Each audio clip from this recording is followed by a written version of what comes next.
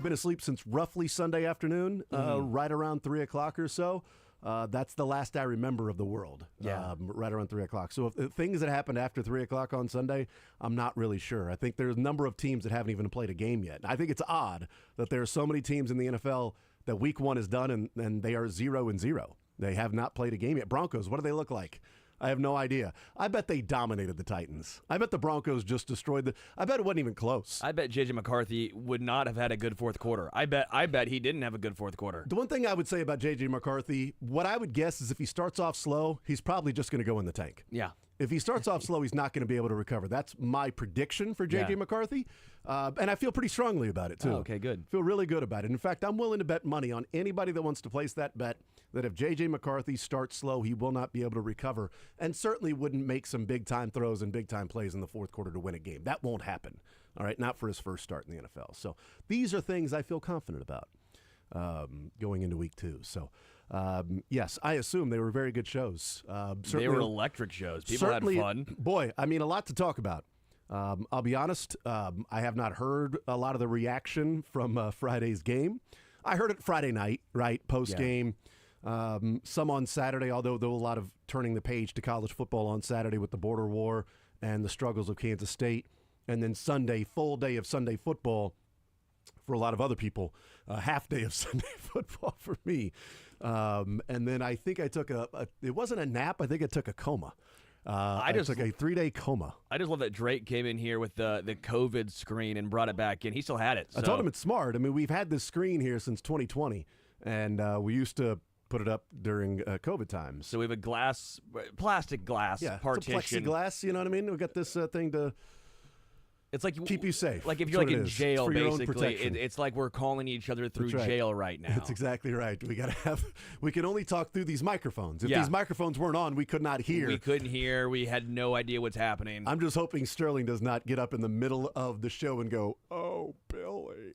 I'm just part of an entourage now where, what's his name? Andrew got sent to jail for driving his car into his ex-wife's house. Mm-hmm. So I'm that part in Entourage. I think season 6 towards the end of it. Yeah, we're really getting there. Have you got to Turtle and Ronda Rousey? Stop. No, I don't know about that. What the hell? Sorry, I didn't know if you've gotten to that. Jason? My bad. I apologize. We move on then. That's fine. Tex says J.J. McCarthy played more like Andrew McCarthy for a lot of that game, and then he turned into a pretty good quarterback. So we'll see. 913-912-4810. Again, not knowing what the reaction has been locally, I can assume, but I also want to just sort of wonder, as the days go by, what typically happens is after a loss, there is a reaction and an overreaction of the sky is falling or, this person isn't good enough, this person should be replaced.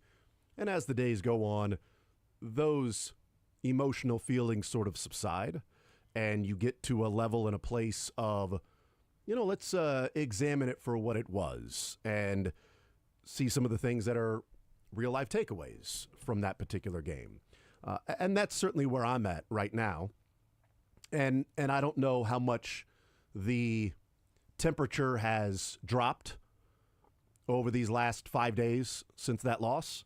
I'm guessing it has because that's typically how the pattern works.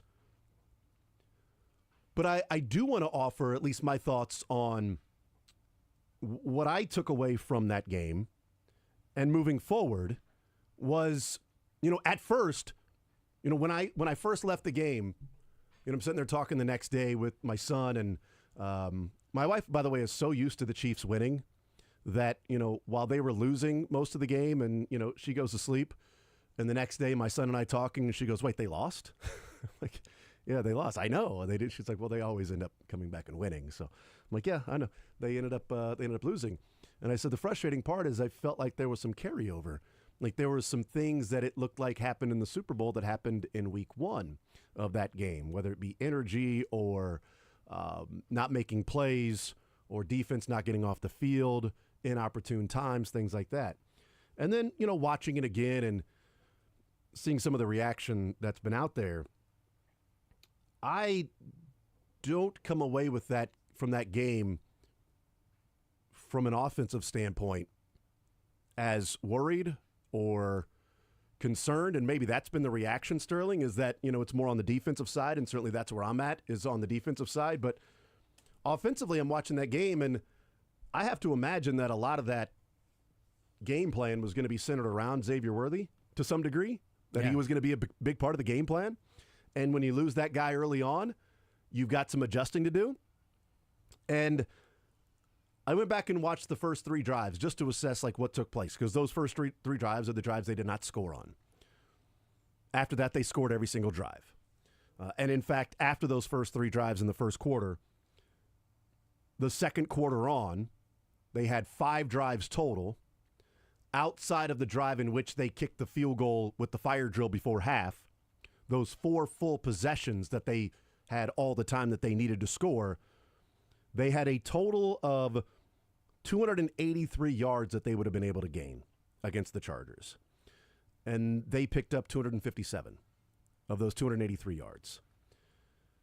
It would have been nice to get 9 more on that last one. But even if they got 9 more, they didn't get the ball back. So it didn't really end up mattering. Right. It wasn't like, they took an 8-point game, kicked a field goal to make it a 5-point game, that they were going to get the ball back hoping, and then you never got the ball back. And you're like, well, if you get those last 9 yards, you score a touchdown, you get a 2-point conversion, and you tie the game. That wasn't the case. It would have been nice to get those last 9 yards, but it didn't happen. The issue was more the defensive side of the football and not getting a stop there at the end. Touchdown, end of game. And certainly we can talk about that.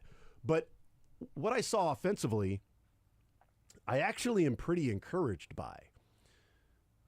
Also, it's pretty encouraging that we hear that Xavier Worthy is, yesterday we hear Xavier Worthy's not going to go on the IR, have surgery. That's not something they're thinking about. I know that there are different degrees and levels of injury, but I watched Jalen Waddle leave the game with the Dolphins with a dislocated shoulder, and then 10 plays later, he's back in the game. And I'm like, well, what the... And I know there are different degrees of everything, different degrees of ankle sprains and dislocations and subluxations and things like that. But he comes back in the game, and so I'm like, well, we're talking about if there's going to be surgery for Xavier Worthy, if he's out for the year, is he going to miss half the season? And that dude missed 10 plays, right? So we'll see, what happens and how long Xavier Worthy's going to be out. But it was good news with the fact that he's not going to go on IR. If they'd have placed him on IR, then it's okay. Then you got an issue there that he's going to be missing some time. I still think there's a chance, and I don't think it's a high chance. But when Andy Reid spoke yesterday, he said, is surgery, and he basically outright said no. Yeah. When asked for the IR, a short IR stint, he seemed to dodge the question a little bit and kind of mumble, and then was like, he's rehabbing right now. Yeah. And so to me, that was at least something I was like, okay, he was really confident that it's not surgery. He didn't seem quite as confident that in theory, they could put him on IR before Sunday's game. On Saturday or something. Yeah, so, until Sunday gets here, if he's, not placed on IR then you would think that, okay, then they think he's going to be back within the next couple weeks. Yeah. That maybe week 4, he'd be back to be able to play in that game. But, if they don't put him on IR on Sunday, then, you're waiting another game to put him on IR, so then you would miss 5 games. So I think it would have to be done by Saturday. But that was just my takeaway was Andy was pretty adamant on not surgery, but was a little wishy-washy, and then eventually said he's rehabbing right now, which made it seem like, oh, so he's fine. But he didn't seem as confident, it felt like, in my opinion. I thought it was just a lack of execution to start the game. That's what I saw from the offense. It was a lack of execution. The first quarter set the tone in the fact that you come out and you punt the football, you go 3 and out, Xavier Worthy gets hurt, the Chargers go down the field, George Karlaftis is offsides and costs you 4 points. They're kicking a field goal and then they score a touchdown. That can't happen. Karlaftis can't do that. But the first drive, the frustrating part is 2 guys that got paid this offseason had impacts in the first drive. The first play of the game, that was Trey Smith. Yeah. That play is wide open, and I'm assuming maybe people have talked about it already. But the first play of the game, there is nothing but green grass in front of Isaiah Pacheco if Trey Smith just simply blocks his guy. Instead, he whiffs. and there's a guy standing right there in the hole to tackle Isaiah Pacheco. And Pacheco lacks the dynamism that you would hope from your running back, but he did what he could to gain the yards that he did on first down, where that it's a huge, huge play if Trey Smith just simply blocks his guy. It's the first play of the game of the season, and the guy that is the highest paid guard in the league just flat out whiffs. Trey Smith is not being judged by he's a sixth rounder anymore. Correct. Trey Smith is being judged as you're the highest paid guard. That's inexcusable. That cannot happen. People have clowned Jawan Taylor for a couple of years because of how much money he's making because he's jumping off sides. And that can't happen either. Agreed. But we love Trey Smith, but that is inexcusable. The first play of the game, whiffing, and it stopped for a minimal gain when it could have been a chunk play. The second play of the game was the handoff to Xavier Worthy. Kingsley Suamataia couldn't get the block. He's supposed to get on the outside, the left side, the left shoulder of Khalil Mack, and wall him off. And if he just gets in the way, Xavier Worthy is up the sideline. He cuts right in front of Kelsey, who blocked his man, and he's off to the races. But Kingsley gets to Khalil and just goes at him straight up. You've got to, all he has to do is take another couple of steps because Khalil Mack is not running to the out. Khalil Mack gets to the outside because Kingsley doesn't go far enough to block him. He stops when he gets to Khalil and just blocks him straight up, which allows Khalil Mack to go to his left and tackle Xavier Worthy. Like, that is execution. That's not good enough. And on the third down play, it was Kelsey and Xavier Worthy. And if they don't collide, Xavier Worthy, again, has a huge catch. There's two guys down the field playing man-to-man on Chiefs receivers, running down the field with Chiefs receivers, and Xavier Worthy would be open in, green grass in front of him.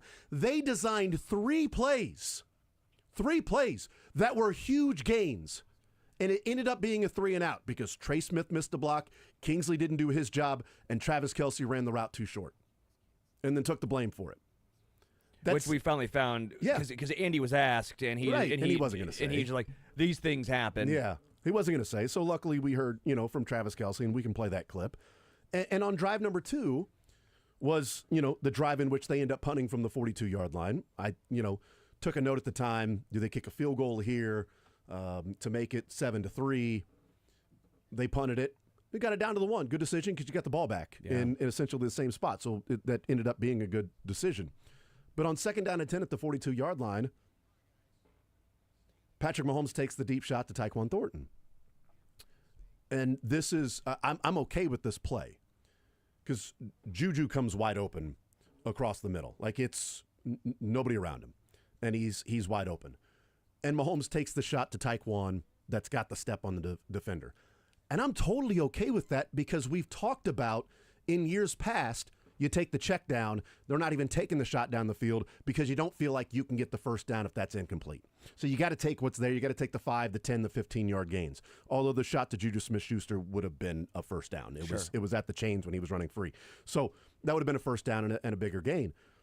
And I'm okay with them taking the shot to Tyquan Thornton. And I understand how Mahomes overthrew it and put it in the spot that he did because Tyquan wasn't up to full speed and running. It looked more like 80% of running for Tyquan Thornton. To run against air, stutter step, see the safety over the top, feel the guy is on your hip, not really behind you, he's on your hip, and not think the ball is going to come your way. Yeah. I don't think Tyquan thought that ball was coming his way because that ball hadn't come his way before in a game. Mac Jones wasn't getting him the ball down there in New England. Mac Jones not throwing that. He's throwing the little dump off to Kareem Hunt or whatever, or he's hitting Juju Smith-Schuster. And so Tyquan sees the ball in the air and then turns it on. Yeah. He also was fading more towards the safety in the middle of the field, which didn't make sense. So not only was the ball thrown over Tyquan Thornton's head, it was thrown at his 1 o'clock because Tyquan gets past the cornerback and for whatever reason keeps fading towards the safety. Again, maybe he was thinking, I'm going to take this safety over here because Juju's cutting underneath me and he's coming wide open and the ball's not coming my way. And Patrick Mahomes is saying, we got to take shots to loosen this defense. This is a shot we're going to, what are you doing? Why are you going that way? Okay, that's understandable. third down, Hollywood drops the ball. Yeah. On third down, which would have been a first down. Yeah. And drive number 3, miscommunication with Hollywood on first down. He stops. Mahomes thinks he's going to the outside. He drops the ball. Hunt's 1 yard gain. Kingsley's pulling and just miss a block. I mean, that's something to talk about too. Is that Kingsley, 2 of the 3 drives to start the game, he just didn't do his job to open something up. And then third down and 10, he took the shot to Thornton down the sideline, and nobody was really open. That drive, those are things that happen. After that, they go and score points. I'm not concerned about the offense the way that I think a lot of people are concerned about the offense. And yes, there was a lot of Patrick Mahomes being, Superman, but that's also part of what makes this team a Super Bowl contender. It's not Sam Darnold Mahomes. Back there. Like you Right. built this team around Patrick, not around It's not Geno Smith. Not against Geno, but like he didn't have a once in a lifetime game. Patrick Mahomes didn't play like, well, you're never going to get that from Patrick Mahomes again. Correct. Well, maybe not to that degree, but you're hoping that you don't need that from Patrick Mahomes moving forward every game out. But it's there when you have to have it, because that's the type of player that he is. So I'm really glad that you bring this up, because I wasn't as irritated with and I was getting kind of ripped on by my maybe optimism for the offense. Okay. Because even with the amount of injuries sustained at wide receiver, I go, when was the last time they had 3 30-plus yard receptions in a game? Mm-hmm. 3 30-plus yard receptions. I go Patrick for the most part in this game. I know the lasting memory of Kingsley is Khalil Mack chasing Patrick down. Mm-hmm. I thought Kingsley, again, there are plays that he's going to want back. Right. But I thought Kingsley was fine, right? I think he was fine. I thought Josh Simmons was pretty good outside the 2 penalties, right? Jawan Taylor still has the penalty factory at right tackle, which I was surprised Jalen Moore didn't come in for. And, yeah, we'd have probably liked to see more running attempts from Pacheco and Hunt rather than 10, but Thornton looked good and was getting open. Juju looked good and was getting open. Hollywood Brown looked, as we're mentioning, rusty in the first maybe half. Second half, Hollywood looked good. Mm-hmm. I know Hollywood spoke after the game saying there's a lot of things he wants back in that game, even though he went 10 for 99. Yeah. A lot of things he wants back. He probably wants that 1 extra yard that he could have got for people that have like Hollywood on their fantasy team and could have got a 5-point bonus for getting 100 yards. Am I talking to that guy? It didn't matter. I lost by like 50. But I'm just saying, in the future, Hollywood. In the future, yeah. That one where he didn't reach and get the first down because he kind of was going horizontal. Yeah, maybe that's the one. The 49-yard pass could have been a 50-yard pass. That's all I'm saying. But I have a lot of reason to be optimistic. Yeah, I think a lot of it starts with Patrick being more aggressive downfield. Even without Xavier, even without Rashee Rice, he looked for Tyquan deep multiple times in this game. And they finally connected on the third one. Oh, and Hollywood Brown, by the way, when he was asked about that 49-yarder, that wasn't his route. He said he saw Patrick's eyes, and then he went down. And I go, that is what Patrick has been wanting, needing. This receiving core has been wanting and needing for a long time now. Someone who, when a play breaks down, can you figure out what Patrick wants you to do? Yeah. Hollywood did the exact thing, because not many quarterbacks can make that throw, by the way. Most quarterbacks are not throwing the ball 45 yards on a full sprint to your right.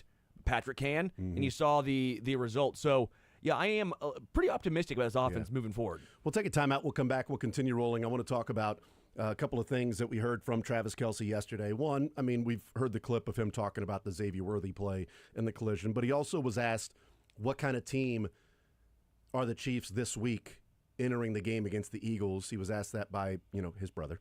So we'll play that clip as well. We'll hear from that. And then I also want to weigh in on why people are discussing a trade for the Chiefs that I think is, kind of missing the point of what we're watching with this Chiefs team through the first week of the season. It's only one game, but we'll take a timeout, come back. More Zone next.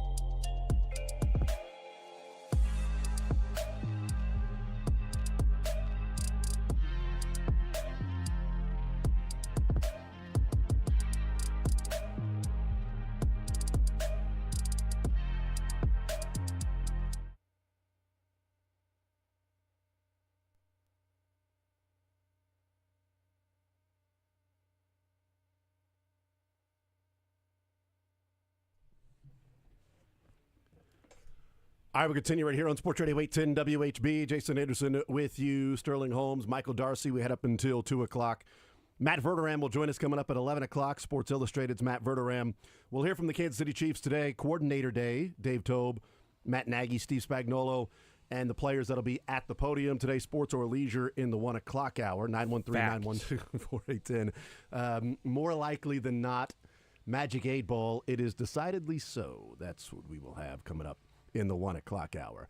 Let's hear from Travis Kelce in the New Heights podcast. This came out yesterday. You've probably heard this clip already, but we'll play it again.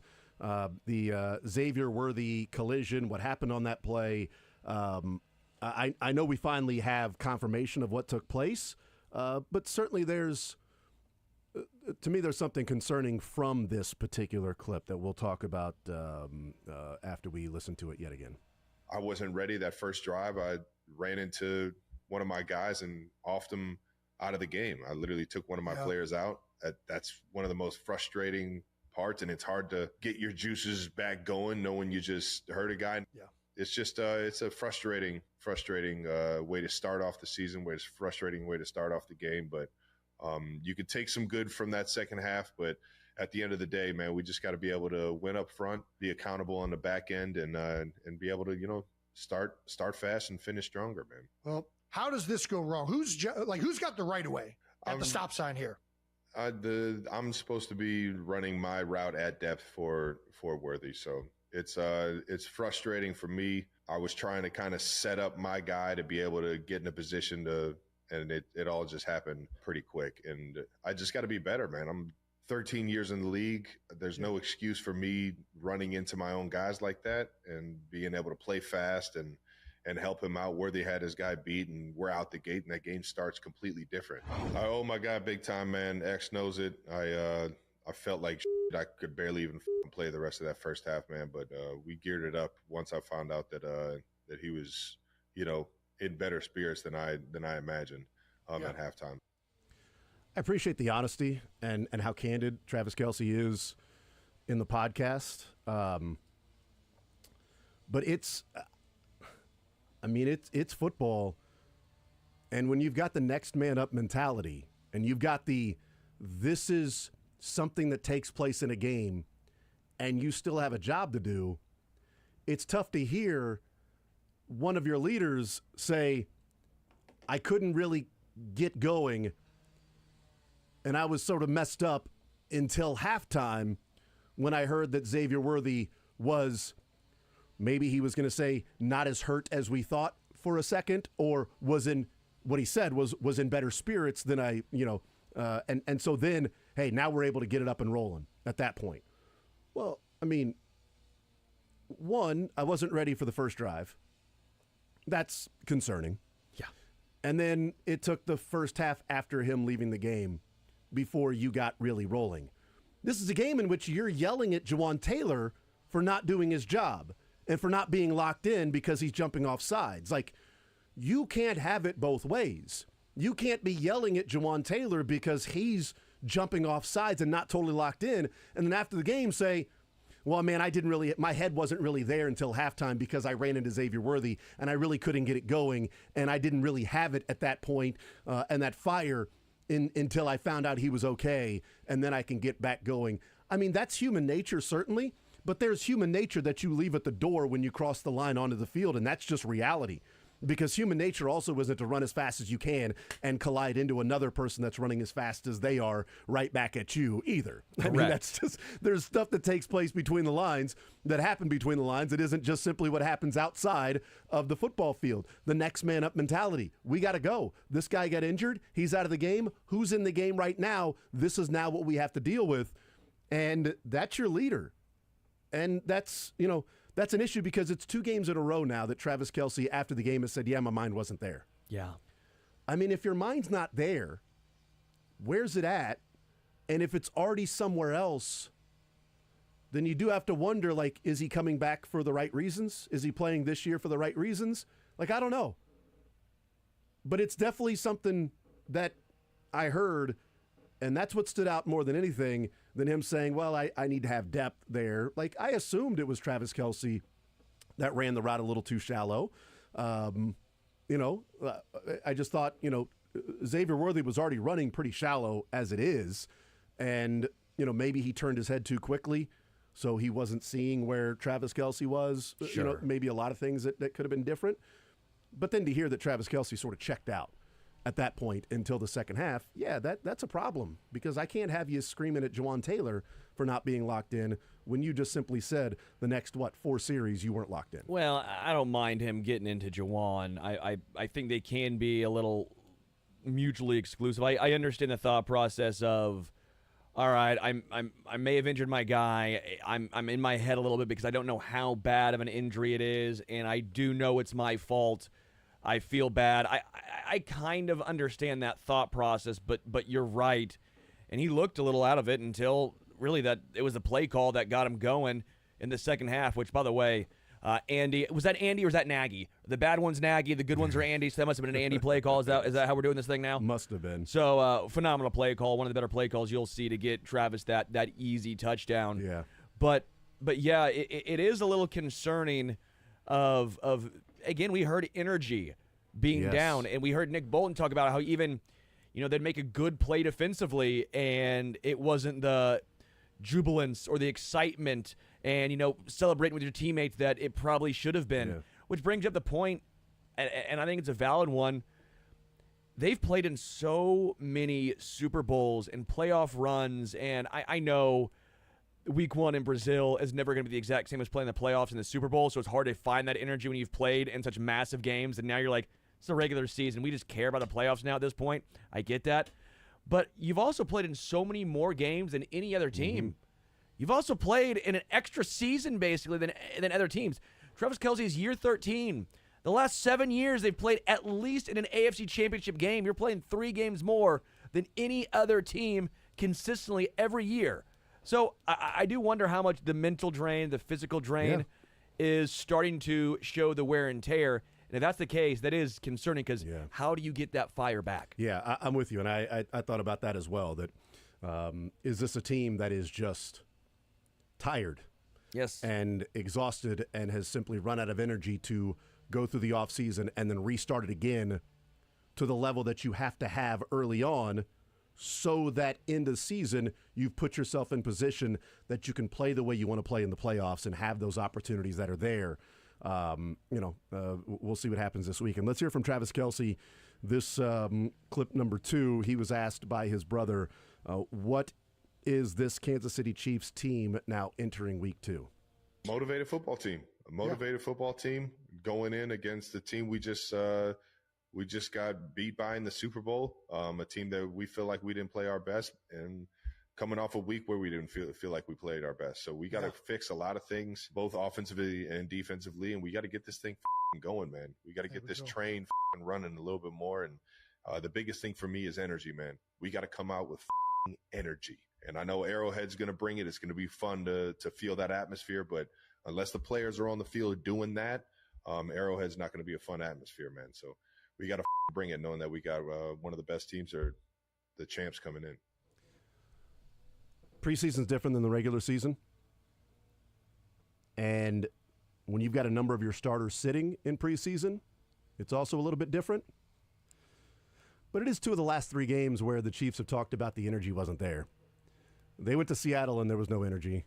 And again, a lot of the starters sitting, the trip there, the weather, the playing surface, whatever the excuses, they talked about it before the Bears game about, we just didn't have energy there. We're going to show that, we're going to come out this week and prove that whatever happened there in Seattle, those first couple drives, that's not the defense we are, that's not the offense we are, whatever. And then they had that energy against the Bears, and it looked great. And the offense went out and did whatever they wanted, and the defense went out and got stops. And it was like, okay, this is the Chiefs team.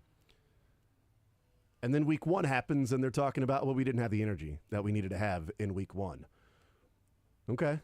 Well, we'll find out on Sunday. I'm going to guess that they'll have the energy because the last time they discussed this, even after a preseason game, they came out and looked awesome in that game against the Bears in the 3rd preseason game. We'll see if they have the energy this weekend. If they don't, they're going to get beat pretty good. If they come out lackadaisical or not having the energy to go and play against the world champs and the Eagles, when people are ready to put the dirt on the casket. Which is wild because the memories of folk is so short when God. this happened with the Patriots for years and years and years, and they went a decade without winning a Super Bowl, and yet I don't know if it was this drastic. The Chiefs just made a Super Bowl.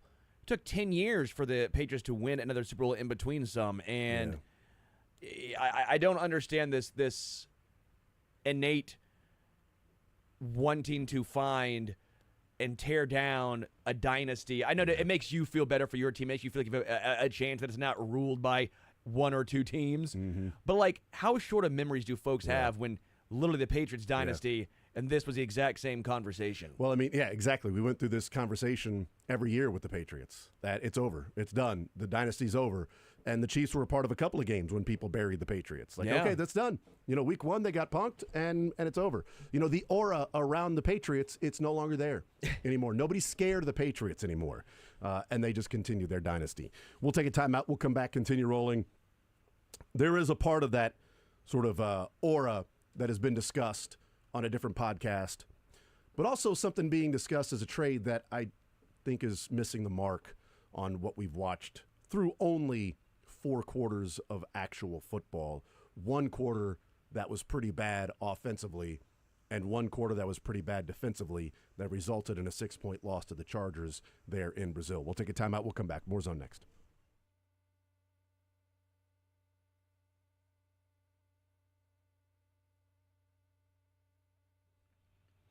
Your season, your shot. The NFL season is rolling, and every touchdown can bring you closer to a payout with DraftKings Sportsbook, an official sports betting partner of the NFL. From first touchdown scores to anytime touchdown props or the thrill of live in-game betting, every snap is loaded with opportunity. How many opportunities do you have with the Chiefs getting a point and a half at home? Home underdogs for the Kansas City Chiefs or Patrick Mahomes? That typically turns out well for...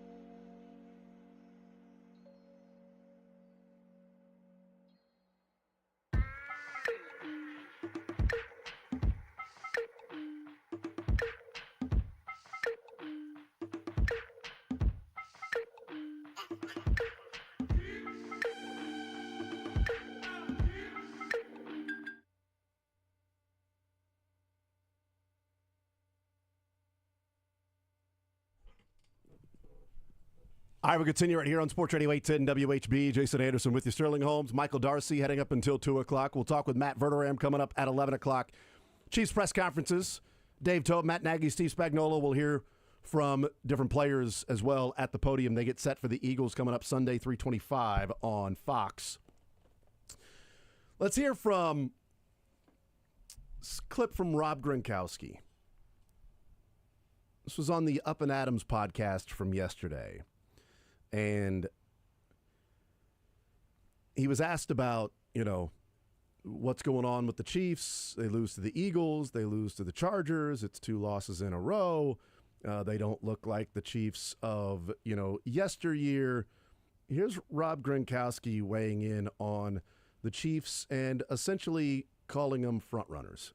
What I was surprised about is when things aren't going their way, as you can see, when they start struggling a little bit, they start yelling at each other. Their blame game starts going on. Yeah, you can what see is it on the that? sidelines. And that's not a good situation. I mean, you want to come together when you're down, when things aren't going your way. And you want to come together to figure out why, everything's not going the way it needs to go. So to see them starting to point fingers is not a good sign. They got to, get incorporated on and get on the same page and not be blaming others. What do you think is going on there? Because why does it get there? And you got like the Chris Jones and Tranquil thing that that never happened in New England. Well, here we go, Kay. Remember Mike Tyson versus Buster Douglas? And Buster Douglas finally beat the crap out of Mike Tyson and made Mike Tyson not invincible anymore. Well, this is kind of the same situation. The Philadelphia Eagles opened the floodgates last year in the Super Bowl versus the Kansas City Chiefs. Like, hey, we're not afraid of this super team, Kansas City Chiefs, that are very, very well known. I feel like a lot of teams last year had that fear. Oh, I can't swing on the Chiefs. We can't give them our best shot because they're so well known and everyone is talking about them. So the Philadelphia Eagles punched them in the face. The Chiefs didn't know how to react to that because no one else was doing that. Well, going into this year now, the Los Angeles Chargers punched them in the face. The Chiefs were like, whoa, they're coming at us. How do we react? Well, they didn't know how to react because no one was doing that before. So the Philadelphia Eagles opened that floodgate of, hey, if you punch these guys in the face, you take it to them, you come out swinging, they're going to fold, and they're not going to be the team that you've been seeing all last year. If you punch the Chiefs in the face, they're going to fold. They're front runners, is what Rob Gronkowski is saying about the Kansas Texans, City Chiefs. The 49ers, Eagles the first time. This is what makes the whole Ryan Clark, Peter Schrager thing even more absurd, is because just because you're a former player doesn't mean that you have a clue of what's going on. Dog, this guy That was is one of the literally dumbest takes I've ever on heard. the Patriots. It was one of the dumbest takes I've ever heard. The team we have talked about Yeah. for a decade in between. You are on the team that should understand this more than anyone.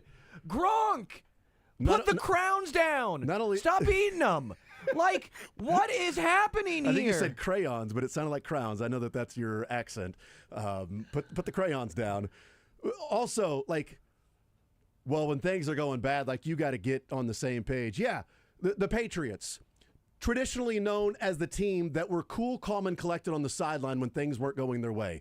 There wasn't bickering between Tom Brady and the coaches and the other players. There wasn't throwing of the Microsoft tablets. It was all good. Bill Belichick was totally fine with other things going on. This was a well-oiled machine that no matter how bad it got, everything was cool. And if you punch the Patriots in the mouth, they were on the same page on the sideline. They withstood the hits, and then they punched back because they didn't let it boil over on the sideline. They were traditionally known for that, right? That's what the Patriots were doing. It's one of the dumbest takes I've ever heard in saying that the Eagles exposed the Chiefs by punching them in the mouth because teams last year were afraid to give the Chiefs their best shot.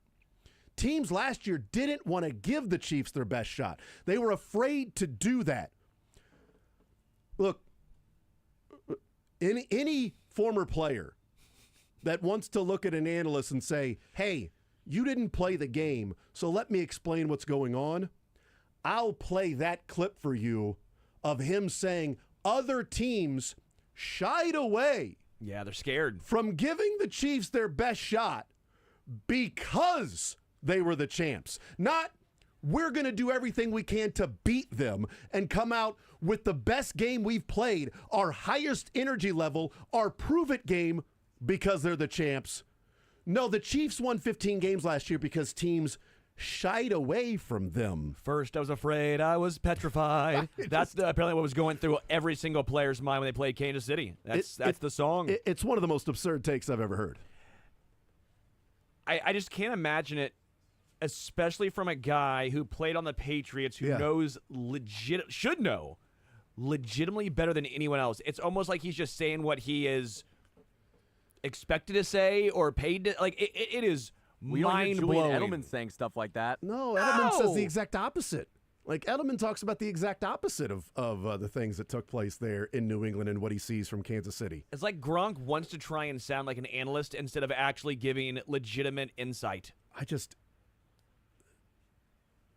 I don't understand how you could look at the team last year and say the reason they won 15 games is because teams weren't giving them their best shot.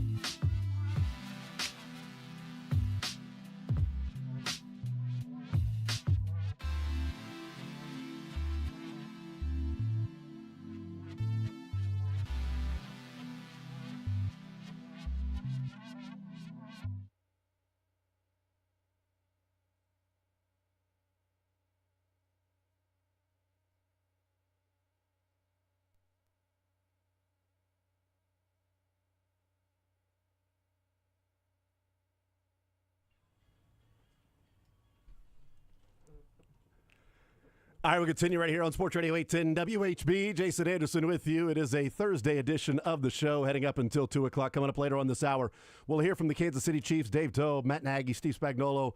We'll see which players will be assembled at the press conference podium today. We will hear that coming up right here on Sports Radio 810 WHB. 913-912-4810 is the text line. Let's talk some NFL football. Chiefs and around the league. Matt Verderam from Sports Illustrated joining us here in the zone to talk about the Kansas City Chiefs and the NFL. Matt, welcome into the show. How are you, sir? I'm doing well. How are you? I am doing just fine. On a scale of 1 to 10, what's the overreaction to Week 1 and the Kansas City Chiefs and the loss to the Chargers? Maybe it's 1, and what's going on is reality, but what are you seeing?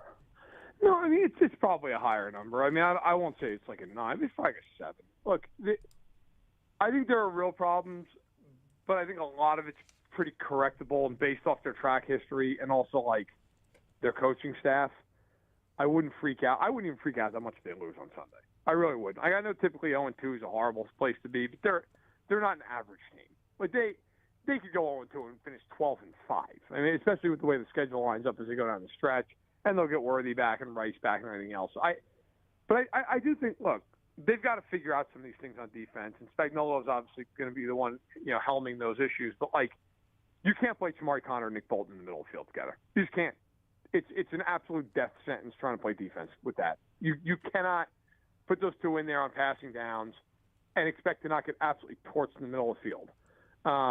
The Chargers, if you look at their yardage, I think they completed 17 of 18 targets in the middle of the field. Like they just looked at the Chiefs' middle and went, "Great, throw it there. It's going to be wide open. Don't even look outside." And I think if you're the Chiefs, the answer to that question, at least in my eyes, McDuffie sliding inside, playing Fulton more than the 15 snaps he got in Week 1, and playing Watson outside, move Connor back to deep safety, rotate the 3 safeties. I think that makes it a lot better. And then up front, look, you know what? Let's face it.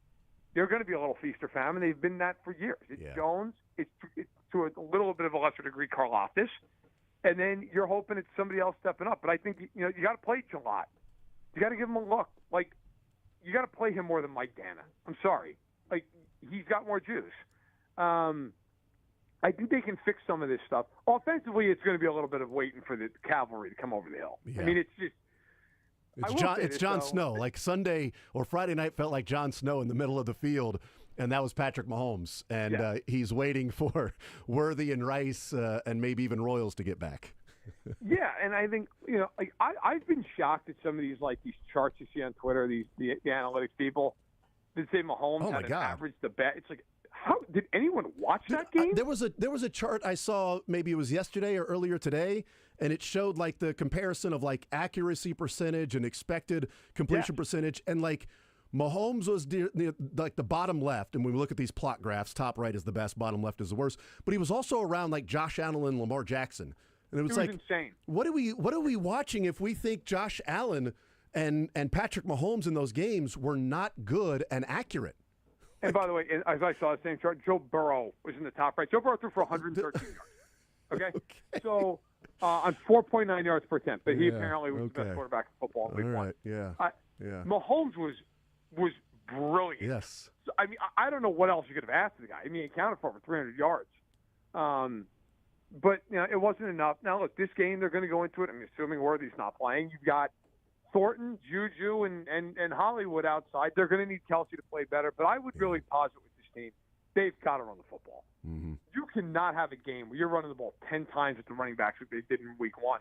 I get it. Pacheco and Hunt, they're average to below average backs.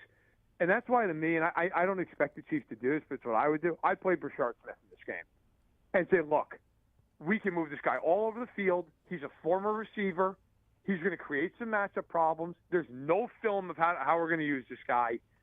He's got the most speed of any back on the team by a wide margin.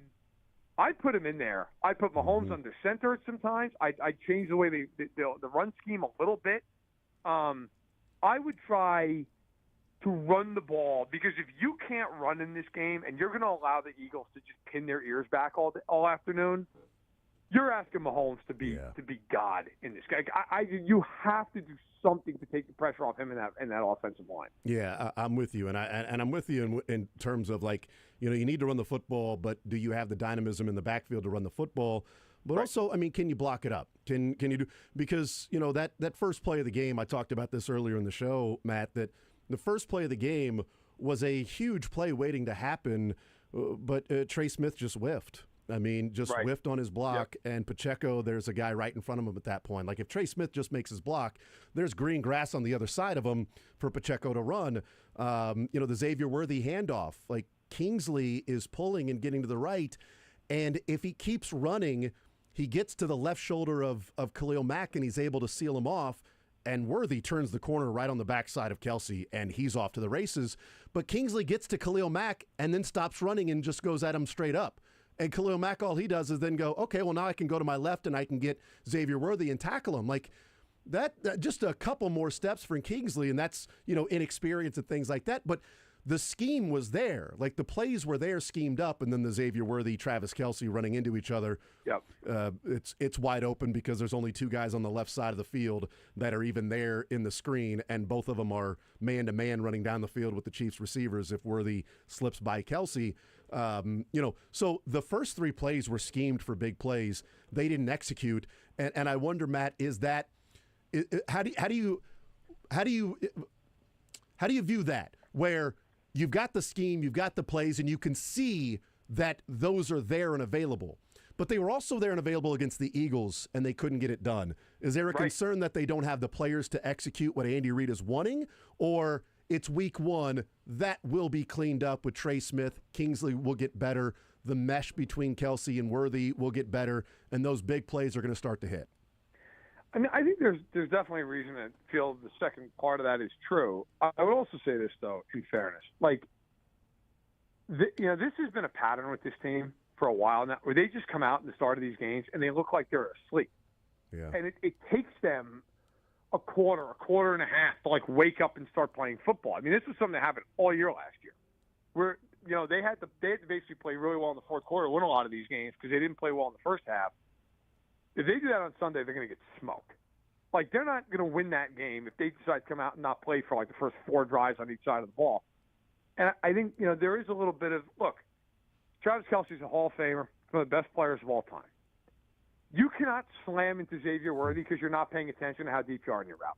Yeah. Like, I don't care that you're going to be a first-ballot Hall of Famer. Travis Kelsey in that game, frankly, was a huge detriment to them most of the night. He had one pass that Mahomes made a great throw on a blown coverage. Other than that, Travis Kelsey had one catch for 10 yards. Mm-hmm. He stopped running on a ball that he should have walked into the end zone with at the end of the game. He slammed into Xavier Worthy because he didn't run his route correctly. Like, that kind of stuff, that should never happen. Yep. That kind of stuff, like, I understand it's week one. They've also been in camp for weeks. This isn't a team that they're all just getting to know each other. And, with some of the run stuff, I do think there is some of that. Look, this team, they don't run the ball a ton, so it's like how good are they going to be at it? But I think they've got the personnel to do it. Yeah. I guess the other part of it I would say is I do think at some point, whether it's Kelsey, whether it's another player, and Kelsey's just the example because of the way the week one went, but, like, you need to have some accountability in the moment for what's going on, and not player-to-player accountability. Like, coaches need to take the player aside. And I'm not saying scream at him, but just, hey, that cannot happen. We need to be sharper. This needs to get fixed now, not in a week, not in a month, now. And I look at Juwan Taylor, who to me was the biggest example of this and has been for 2 years running. Mm-hmm. Took 4 penalties in that game. I mean, how long are you going to watch the guy just take multiple penalties every week? He in the last 2 years plus week one, he's taken 40 penalties since he's been on the Chiefs. There is not another player in the NFL that's taken 30. Like, and nothing happens. Jalen Moore's sitting there making $30 million on the bench, and he's just sitting there watching. And Juwan Taylor's taking penalty after penalty after penalty, and Travis Kelsey's getting annoyed with him. Nobody else is doing anything. And, I mean, at some point, you need to have a fire. And they just did not have one at all week one. It'll be interesting to see if they have one this week. I compare it a little bit to, I was thinking about this over the weekend before I took a 4-day coma. I was thinking about it that, comparing it a little bit to like, follow me here, Matt, a little bit of like insider trading. Okay. So you could have somebody that the government has already caught, right? And it's like, we see that you've done this, slap on the wrist. All right. But you need to clean it up. And they keep doing the same thing, and they're complaining because other people are also insider trading. Why aren't you paying attention to them? And the point being, yeah, but they're paying attention. They're paying more attention to you. They're paying closer attention to you. So you actually have to be more clean than the other people because that they're watching you. It might be unfair, but it's reality. Jawan Taylor knows that people are watching him. Like, I can see tweets and people can throw out the videos and the clips, Matt, of other offensive linemen jumping early or timing up the snap count perfectly. By the way, Jawan Taylor's false starts were early. There are a lot of them that were called that we've seen the last couple of years that people have complained about, that he's moving right as Creed Humphrey starts to move the football. He's just timing it up that perfectly. On Friday, those were false starts. You know that they're watching you closer than other offensive linemen, so you have to be better. You can't do the same thing that you've been doing, and you can't complain that other people don't get called for the same thing. We know that that's reality. You have to be better, so fix it. 1,000%.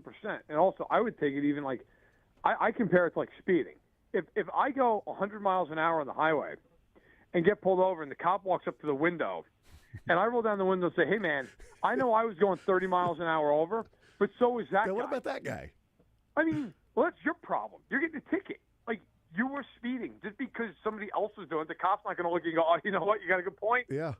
Great point. Like, I'm not going to give you a ticket. Yeah. No. Like, and that's the problem with Taylor's been, Chiefs fans have been up in arms about this. I wrote about this last year. I wrote about it in the second week of the season, if my memory serves. Look, at some point, Jawan Taylor is committing infractions. I don't care if other guys don't get called for it. You're doing it. Stop doing it. And now in week one, he was not called for an illegal formation penalty, which has kind of been the thing since he's been in Kansas City. That's been what everybody talks about. I got to tell you, if you go back and watch that game, there were a handful of times he easily could have been, and they didn't call it. And this has gone on forever. Look, I can understand a holding call here and there. You're on the edge. Some guy beats you, and your options are either let Mahomes get smoked or tackle the guy. Fine, tackle him. I think Andy Reid would tell you to tackle him. But it's the pre-snap stuff. Line up correctly. When you get out of the huddle, count to 2 when they snap the football. Like, this stuff is big. I mean, kids learn to do this. And this has gone on forever. And I will say, look, I'm not the biggest, blame Matt Nagy guy. I think Nagy takes an inordinate amount of the blame for what he actually is doing on game day with the team. But, you do wonder, if Eric Bieniemy was there, would this still be going on? I've wondered the same thing. Or would Eric Bieniemy have gone out in the field and screamed at him in the middle of the game? There's just a lack of accountability. Or said to Andy Reid or Andy Heck, hey, Jawan, take a seat. Jalen Moore, you're in. Yeah, I mean, at some point, I understood last year, they had no other option. Yeah, well, they weren't going to play Wanye Morris. Yeah. Kingsley was a disaster. They weren't. I understood that last year. They barely could field the left tackle, let alone the right tackle. You have Jalen Moore sitting on the bench. The guy got a 2-year, $30 million deal. I remember when they signed him talking to people inside the building who were like, look, we think he's really good. He's going to be our left tackle. Now, obviously, that changed because Simmons fell to him, and that's fine. But they went into the draft thinking if Josh Simmons is not here, Jalen Moore is our starting left tackle. Yeah. Now, Simmons got there. Simmons has played great. Awesome. Fantastic. Jalen Moore, there is no world anybody could argue to me that he's worse than Jawan Taylor is right now. And at some point, if Jawan Taylor takes a bunch of penalties every week and he's getting beat anyway half the time, I just think if you're the Chiefs, I understand you don't want to just press the panic button, but this has been going on for years. Mm-hmm. Make a change. Make an example. Do so. That is the one thing that does concern me coming out of week one more than anything else. Yeah. Is just the mentality sometimes with them that it's fine. It'll just get fixed. Well, you've got to actually fix it. Mm-hmm. And they're not doing that. Matt Verderam is our guest from Sports Illustrated. It's a little bit like Azeez Al-Shaair. Like, he knows he's being watched closer than other safeties in the NFL. He knows that a hit by him is going to be viewed differently than a hit by other players, and that's just reality. Is it fair? Probably not, but if you've been targeted before, that's just what you have to do, and you've got to deal with reality and not just live in a fantasy world of, well, just don't call it on me, call it on the other people. Yeah, that's not going to happen. Matt Verderam from Sports Illustrated is our guest. What do you make of the Eagles? They take care of the Cowboys opening day. They also have, saw some issues there with the secondary, and Jalen Carter didn't play. Certainly, they've got some younger players on that defense, and they scored 3 points in the second half, 4 possessions. They gained a total of 78 yards against the Cowboys. So, what did you see from the Eagles in Week 1? Well, I mean, look, A.J. Brown was barely involved. He had one target, came really late in the game. Yeah. Devonta Smith didn't do much. Barkley was held in check. I mean, Dallas played a lot of zone defense. They did a really nice job taking away a lot of what Philadelphia wanted to do on the outside. I mean, really, the only big completion they had the entire game was Dotson on that 51-yarder against Connor Riley. Yep. That was it. I mean, they could not do anything in the air. Hurts was running all over the place. The Chiefs are going to have to account for that. Hurts' legs are a significant factor. Yes. And so you've got to figure that out. It's not just a tush push. He can run. Look, I think the Chiefs will have a decent game plan for Barkley. I mean, the Chiefs, to their credit, over the years, when they've wanted to stop the run, they're usually pretty good at it.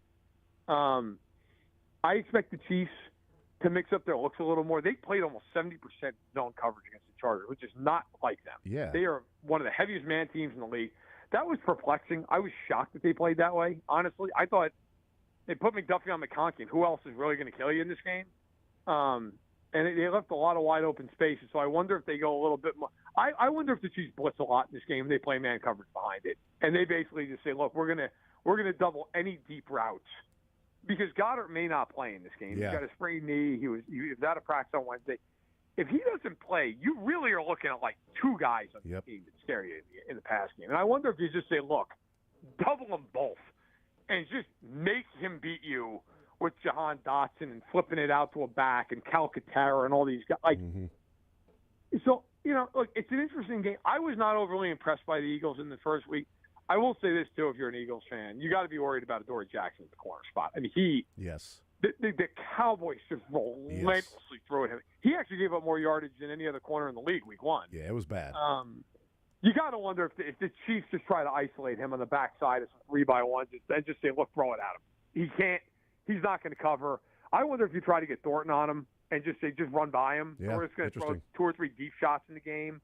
Look, the Chiefs can win this game. I mean, it's certainly in the realm of possibility, but they're going to have to play better. And defensively, the Chiefs are going to have to show up. This can't be one of these games where it's like 38-35. I don't think without Worthy and Rice, I don't think they have the capability of doing that. Well, I think we're going to see a lot of mesh routes by the Eagles to see if the Chiefs will run into each other the way that they kept running into each other in that game against the Chargers. That was kind of embarrassing how often that happened. Like that's just and I guess, Matt, that's one of those to where you're frustrated by it, but are you concerned with it? Like, I'm not overly concerned with it because you had veteran guys that were doing that, and Spags and Dave Merritt are pretty good coaches that I think I've got faith that would get cleaned up, as opposed to Jawan Taylor not jumping off sides or false starting. Right. No, I agree. I'm not really worried. That's why I think some of this defensive stuff, as bad as it was, like the pass rush, I think is a real concern. Yes, I agree. Because I just don't know that you're getting any more than you've already gotten out of Dana. I mean, maybe Amenahu, he's kind of the wild card and all this. But like, that's why I said earlier, I would play Jalot. I would have been, look, we're going to give you 35 snaps in this game. Show me what you got. Do something. I mean, he played 9 snaps against the Chargers, and he had 2 splash plays in 9 snaps. Like, I give the kid a shot. But in any event, like the secondary, you wonder how much they miss Justin Reed's vocal leadership back there. Because watching, I counted like 5 times they slammed into each other. That's ridiculous. Yeah. I mean, that's Mickey Mouse stuff. Like I understand once in a blue moon. Okay, fine, it happens. But like that often. And it was guys that have been on the team for years. It was Tranquil and Cook. It was Hicks. Like, these guys, they know the defense. And McDuffie, multiple times, although I don't think either one of the ones I saw with him were his fault. But, like, I do think that gets cleaned up. I think they will figure out a little bit of a different look in the slot. They might move McDuffie in. Like, a lot of this stuff with the Chiefs, I think again, even if they lose this week, I really think a lot of it is going to be corrected, and I think they'll be all right. Yeah. But, look, and the other thing, too, it's week 1. Yeah. The best game of the week was Baltimore and Buffalo. And if you're a Bills fan, like, you're over the moon about that game. You gave up 8.6 yards per play in that thing. I mean, it's just you don't know what's real and what's not. And the funny thing is, the Chiefs win this game. Every Chiefs fan in the world is going to be, hey, we look great. So, I mean, you just got to wait and see. But I think they'll clean up a lot of it, and they'll have to try to add as the season goes on, and maybe get a piece in trade or something like that. Last one for you, and this is completely random and nothing local, but do you give credit for Bill Callahan for him admitting that he didn't know the rule, or it's inexcusable that he didn't know the rule? It's completely inexcusable. Yeah. Like, if I was the GM of the team, if I was working on it, I'd be like, I got to tell you, like, you better learn the rules. Like, that was a huge call in that game. And that was a huge opportunity. It was 2nd and 20, and it was a 23-yard gain that was wiped out. I mean, it's a catch. I mean, that is ridiculous. I mean, you don't know that one elbow equals 2 feet. I mean, you could hang around 12-year-old kids watching this. One cheek equals 2 feet. One knee equals 2 feet. One elbow equals 2 feet. A shoulder equals 2 feet. Like, there's a lot of things that equal 2 feet. One foot twice doesn't equal 2 feet, though. Did no one in their replay booth know that? Right. Who like other people on the team, like, throw the challenge flag, he's in. It kind of goes back to, like, we wrap, I know, but, like, it kind of goes back to the Chiefs-Niners Super Bowl, the second one. Oh, my God, yeah, you're right. Where Shanahan, like, pretty clearly had no idea what the overtime rules were. None. Like, you're in the Super Bowl. Yep. Like, you have no idea. And then they, like, interviewed Chris Jones. Chris Jones was like, yeah, we practiced that in training camp. In training camp, that's right. We wanted them to get the ball. Like, this was exactly what we wanted to have happen. One of the teams was unbelievably prepared for that, and the other team was like, wait a minute, what are the rules? What's happening? I mean, that's your job. Yep. Like, you better know what the rules are. Yeah, that was ridiculous. Matt Verderam, Sports Illustrated. Matt, you're the man. Appreciate it as always. Enjoy week number 2 getting underway tonight with a good one, Commanders and Packers. Thank you, brother. Hey, thanks a lot. Take care. Absolutely. There's Matt Verderam. Good stuff from him. Sports Illustrated. I mean, look, Bill Callahan, I admit I didn't know the rule. I got to know the rule. Dude, it's inexcusable, man. Inexcusable. You're the head coach. What was that, Sterling? Michael Sterling. You're the head coach. That's your job.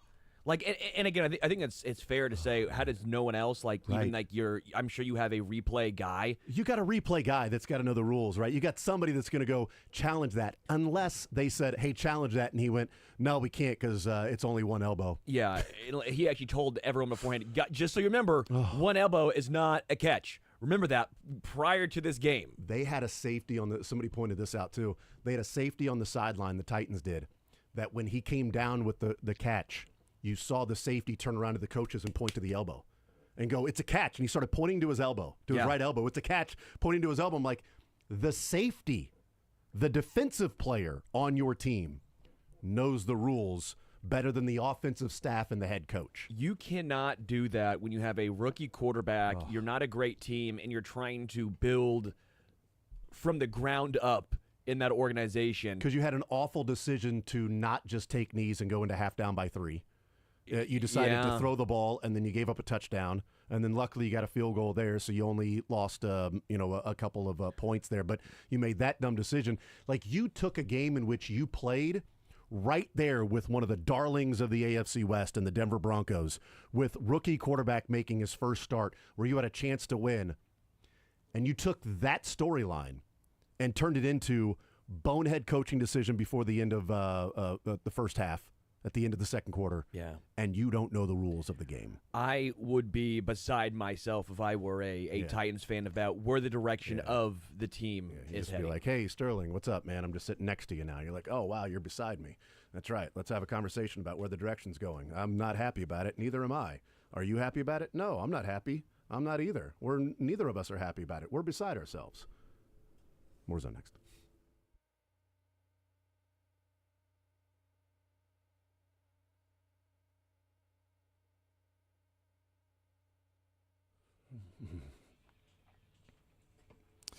Hey, men out there, if you are of a certain age and you are dealing with erectile dysfunction, then go ahead and call Heartland Men's Health to schedule a consult to get that thing figured out. Do not wait a day. Don't wait weeks, months.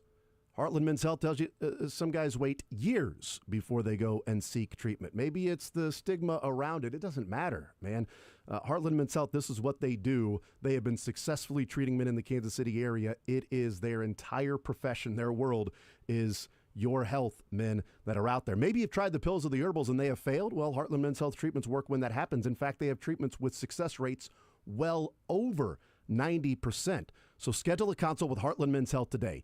Your initial visit is going to cost you $99, but that includes the medical consult with a licensed medical provider. You get a testosterone and that PSA test, which you need to get one of those regularly anyway.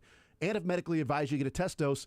And if the test dose doesn't work in the office, you don't pay a dime. The $99, they give it right back to you immediately. Hey, here you go. It's right back. It's $99. There you go. Boom. Take it. If it does work, there you go. You're on your way to figuring out what's going on. They've got an expert staff with 3 locations to serve you: Overland Park, Independence, between Blue Springs and Lee Summit, and North Kansas City. Call them today at 844.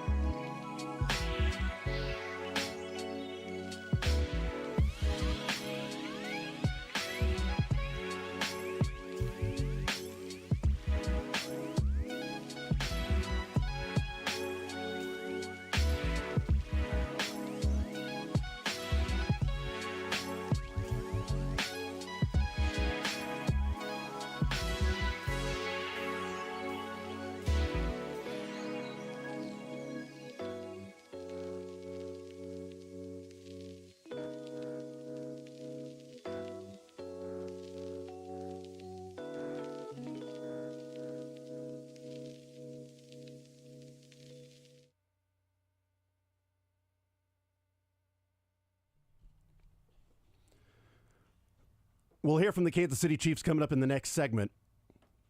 Dave Tobe, Steve Spagnuolo, Matt Nagy, and we will hear from Chris Jones today. We get Patrick Mahomes on a Wednesday. And the last couple of years, we've got Chris Jones on a Thursday. He's been the regular Thursday guest. We never know what Chris Jones we're going to get. Sleepy Chris Jones? I think we're going to get Sleepy Chris Jones today. Yeah. I'll go excited. I hope we get excited, Chris Jones. I really do. Jovial. Jovial, I want that fact. Listen. But no, seriously, it's we got to get play better during the game, throughout the game. But did we count how many? I guess you weren't here, so you didn't have a chance to. I didn't count. How many got to do better? Just got to do better from Andy Reid. There was a dozen. I would guess. Got to yeah, be better. Got to be better. It wouldn't even have anything to do with the question. Like, do you think you need to do this particular aspect? We just got to be better. I'll be honest with you. And that comes down on me. Didn't listen to the press conferences because I was asleep. I caught up on Twitter quotes. Nice. And stories written about what he said, so I didn't actually get so full transparency there. That's why I think there's a differential of the, my opinion, on the which makes total short-term sense. IR, because I read it. I saw a lot of people on Twitter saying that, and I go, yeah. Again, this is me. This is my perspective of I don't know if he was that confident in that. Because it felt like he kind of waffled before he kind of just, the kind of like, he's rehabbing. He's rehabbing. And he waffled because Worthy got pancaked. He got pancaked by Kelsey. Yeah. So hopefully. And there was no syrup. Yeah, they will take the Eagles and turn them into French toast. So that makes total sense because it's the great part about the different mediums. Yeah. Like the writing, you can write the whole transcript out as opposed to us like playing 20 straight minutes. Like you can write the whole thing out. Okay.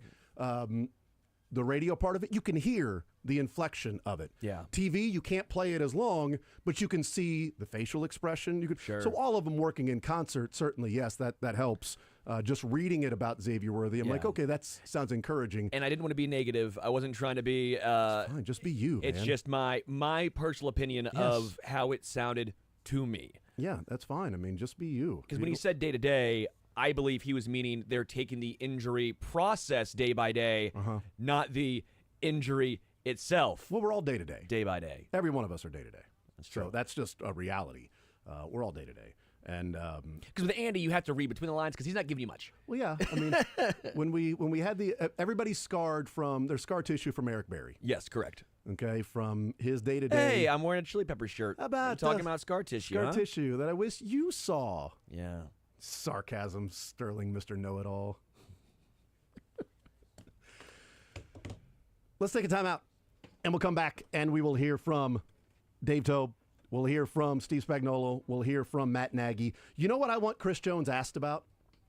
And I was going to say I want every player that they talk to today asked this question. I want Chris Jones asked about Rob Gronkowski saying, when you guys get punched in the mouth, you fold. Yeah. Rob Gronkowski said what he thinks about your team and what people are saying is that when the Chiefs get punched in the mouth, you guys fold.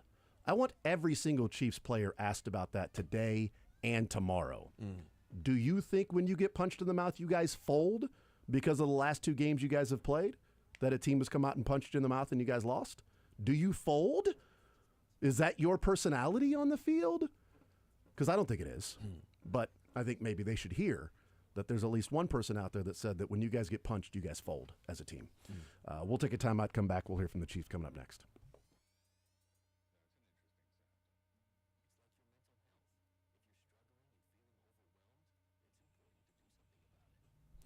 Oh, yeah. Your season, your shot. The NFL, the season is rolling. It's week number 2 starting tonight.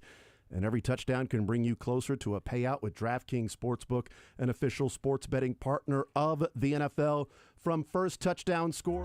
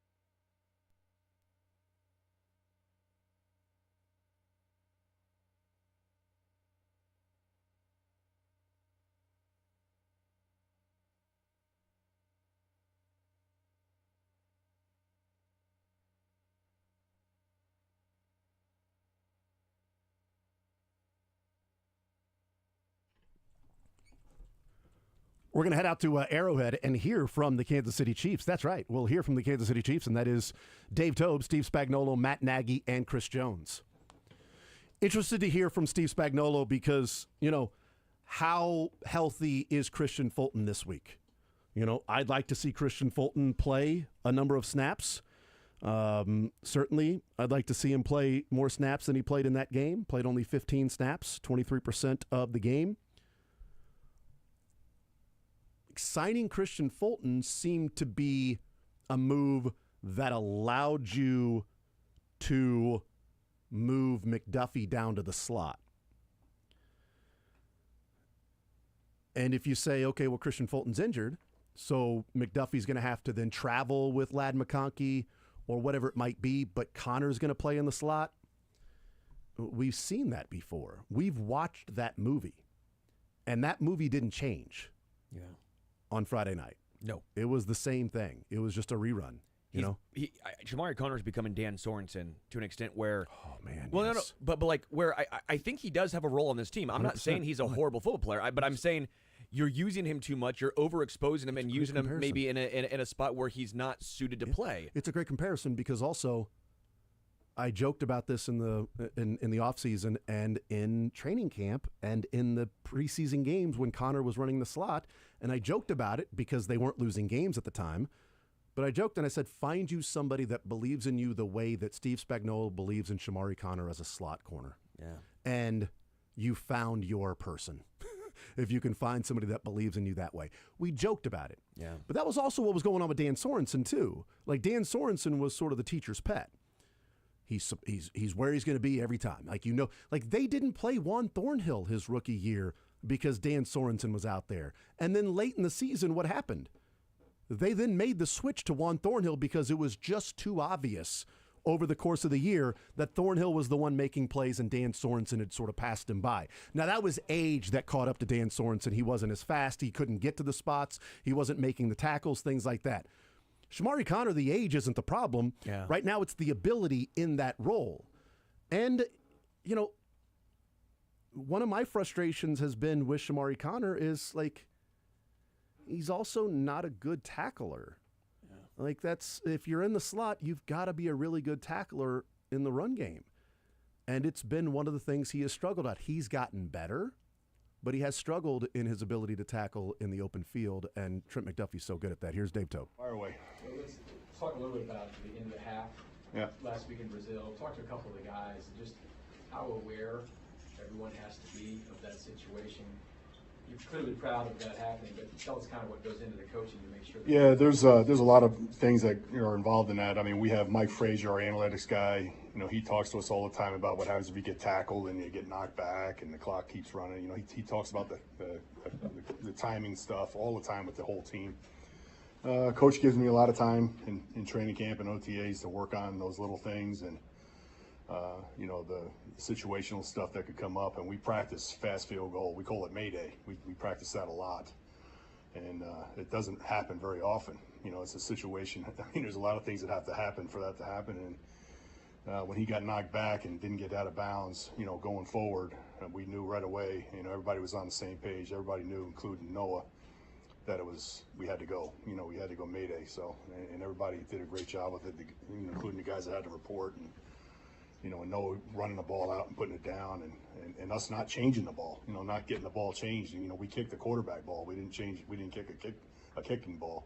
That might have kept us from getting a shot at it. So, a lot of credit to everybody. The operation went smoothly and, Bucker nailed it. It was good to get 3 points right there. Go ahead, Mark. I was going to say, what are some of the differences between a quarterback ball and a kicking ball? Yeah, a lot of difference, especially now because the league they send us, I can't remember how many, but almost 100 balls to get ready for the whole season. And when I say get ready, I'm talking about working them in and softening them up and getting them ready to kick to make it. It's like you're not kicking a ball out of a box. And quarterback balls are different. They have different stuff on them. Different. Like I don't know. It's like almost like dirt almost on the ball, and they're a lot harder. So they're not worked in near as much as a kicking ball would be. So they're a little harder to kick, and you're looking at maybe 5 yards difference, between the two balls. Andy mentioned that, you know, sorry. Go ahead. Andy mentioned that, you know, you got it off and even less than what what is your general rule of thumb on how 20 seconds is like, you know, you can run a play, you know, and still run fast without a timeout and still run fast field goal and get it, you know, that's comfortable. And then in practice, we practice, you know, see how fast we can go, you know, so we take it, we start at 17, we go 16, 15, and, you know, we've done it in 15 seconds, but that's a perfect world. Everything is perfect. There's no referee involved, you know, taking the ball and maybe, hey, we're going to change. No, we're not going to put it, you know, none of that's going on in practice, so you can get it off a little bit quicker. So 17, you know, we knew that's like about as low as you can go in a regular season. I mean, there wasn't much time there for us for a mistake, you know, or any kind of a glitch with the referee or anything to happen that for us not to get it off, you know, for us to get it off. So Dave, two things, Dave. Are you just yelling Mayday on the side? Yeah, we're saying. I mean, right early on, it was a Mayday situation before the penalties, before we had the 2 offsides. But we were in Mayday situation. If they get tackled short of the first down, it's Mayday. If they get tackled past the first down, then they go up and they clock it. You know, the offense clocks it, and we're relaxed. If they get out of bounds, Mayday before, you know, but the penalties, I mean, it just kept this knocking us back. And I said, hey, now this is definitely a Mayday. I mean, we're third and whatever it was, 17. I said, this is a Mayday situation. It's rare we're going to get the first down. So whatever we get, you know, if we're tackled in bounds, you know, it's Mayday. So we were ready to go. And the other thing is that just from talking to the guys yesterday, it sounds like the specialists practice this all the time, but very rare that you guys do it with all 11. We do it with all 11 during training camp, not during the season. We don't do it, but training camp and OTAs, we do it with all 11. You know, we have an offensive play run, and I give them a situation, and you know, I tell them we're going to get it. Here we're going to be short, and we're going to get it. Mayday situation, heck, you guys clock it. You know, so we set it up, you know, that way. A week since you had all 11 do it. It's been training camp. Yeah. Yeah. The 11 that ended up on the field, or the 11 that are intended to go? Yes. To be on there, like. Yeah. I mean, You saw where Hollywood was on the other side of the field. He was the last one off the field. He actually started to get lined up as for an offensive play. Then he had to run off. He was the last one off. Yeah, everybody knows who the field goal team is. Yeah, so with Noah, I mean. Noah's on the field goal team. Yeah, I mean, so like the guy catching the pass, I mean, it's not the guy catching the pass on the field goal team that would make that much harder, right? There would just be another guy coming off the sideline. You know, another tight end would come in and be that guy, and then Noah would run off the field. Excuse me? That's where you might lose track of the ball. Yeah. I mean, whoever's catching the ball. Now we practice that too. You might not be on the field goal team, but whoever catches it has to run the ball up and get it to the official or put it on the ground. You don't want to just, you know, throw the ball to some different guy. You know, you want to try to keep it in play. I mean, those are all the coaching points. Couple more. What are the Eagles special teams like? Yeah, we do have a game coming up. Yeah, the Eagles are good. I mean, obviously they're, you know, world champions. They play really hard, very well coached. Coach Clay does a great job with them. They got a lot of guys back. You know, when you look at them, Shipley was a returner. We don't know about him. He was injured yesterday, so we're not sure he's going to play. They did sign Tank, you know, so he's a returner. So we think we're going to get him back there and kick return. You know, the punter, man, is excellent. You know, the kicker, Elliott, he's got good range. Just a well-coached group that we'll have to get ready for. You had several different returners in this last game. What did you see from the bunch? I really like Taekwon's return, you know, and then, you know, obviously Worthy got hurt, so we had to take him out of that. Now he's like the third or second wide receiver, so, you know, it's going to be tough to use him back there now. So we're going to have to, you know, dig down into our depth a little bit this week and have some different guys back there. Bouchard, he had a couple nice returns. He had a nice one. He probably should have stayed in the end zone, take the ball to 35, but he got it out to the 35, so that was nice. Last one, Matt. How do you feel about the? Oh, I'm sorry. We'll go last one, Matt. Two more quick questions. Mayday. All right. Do you when you run that in training camp? Do you use a kicking ball or a kicking ball? Yeah. We have so kicking ball. Substitute that out before the. Oh, we don't do the substitution. We don't do that in practice. That's why I said it's a perfect world. We just, you know. And then, are you communicating with the officials before that play, letting you or Andy Reid letting somebody them know you're going to do it, or? No. They're pretty well coached up. If you're running out there, they kind of work with you. They're not going to slow it down.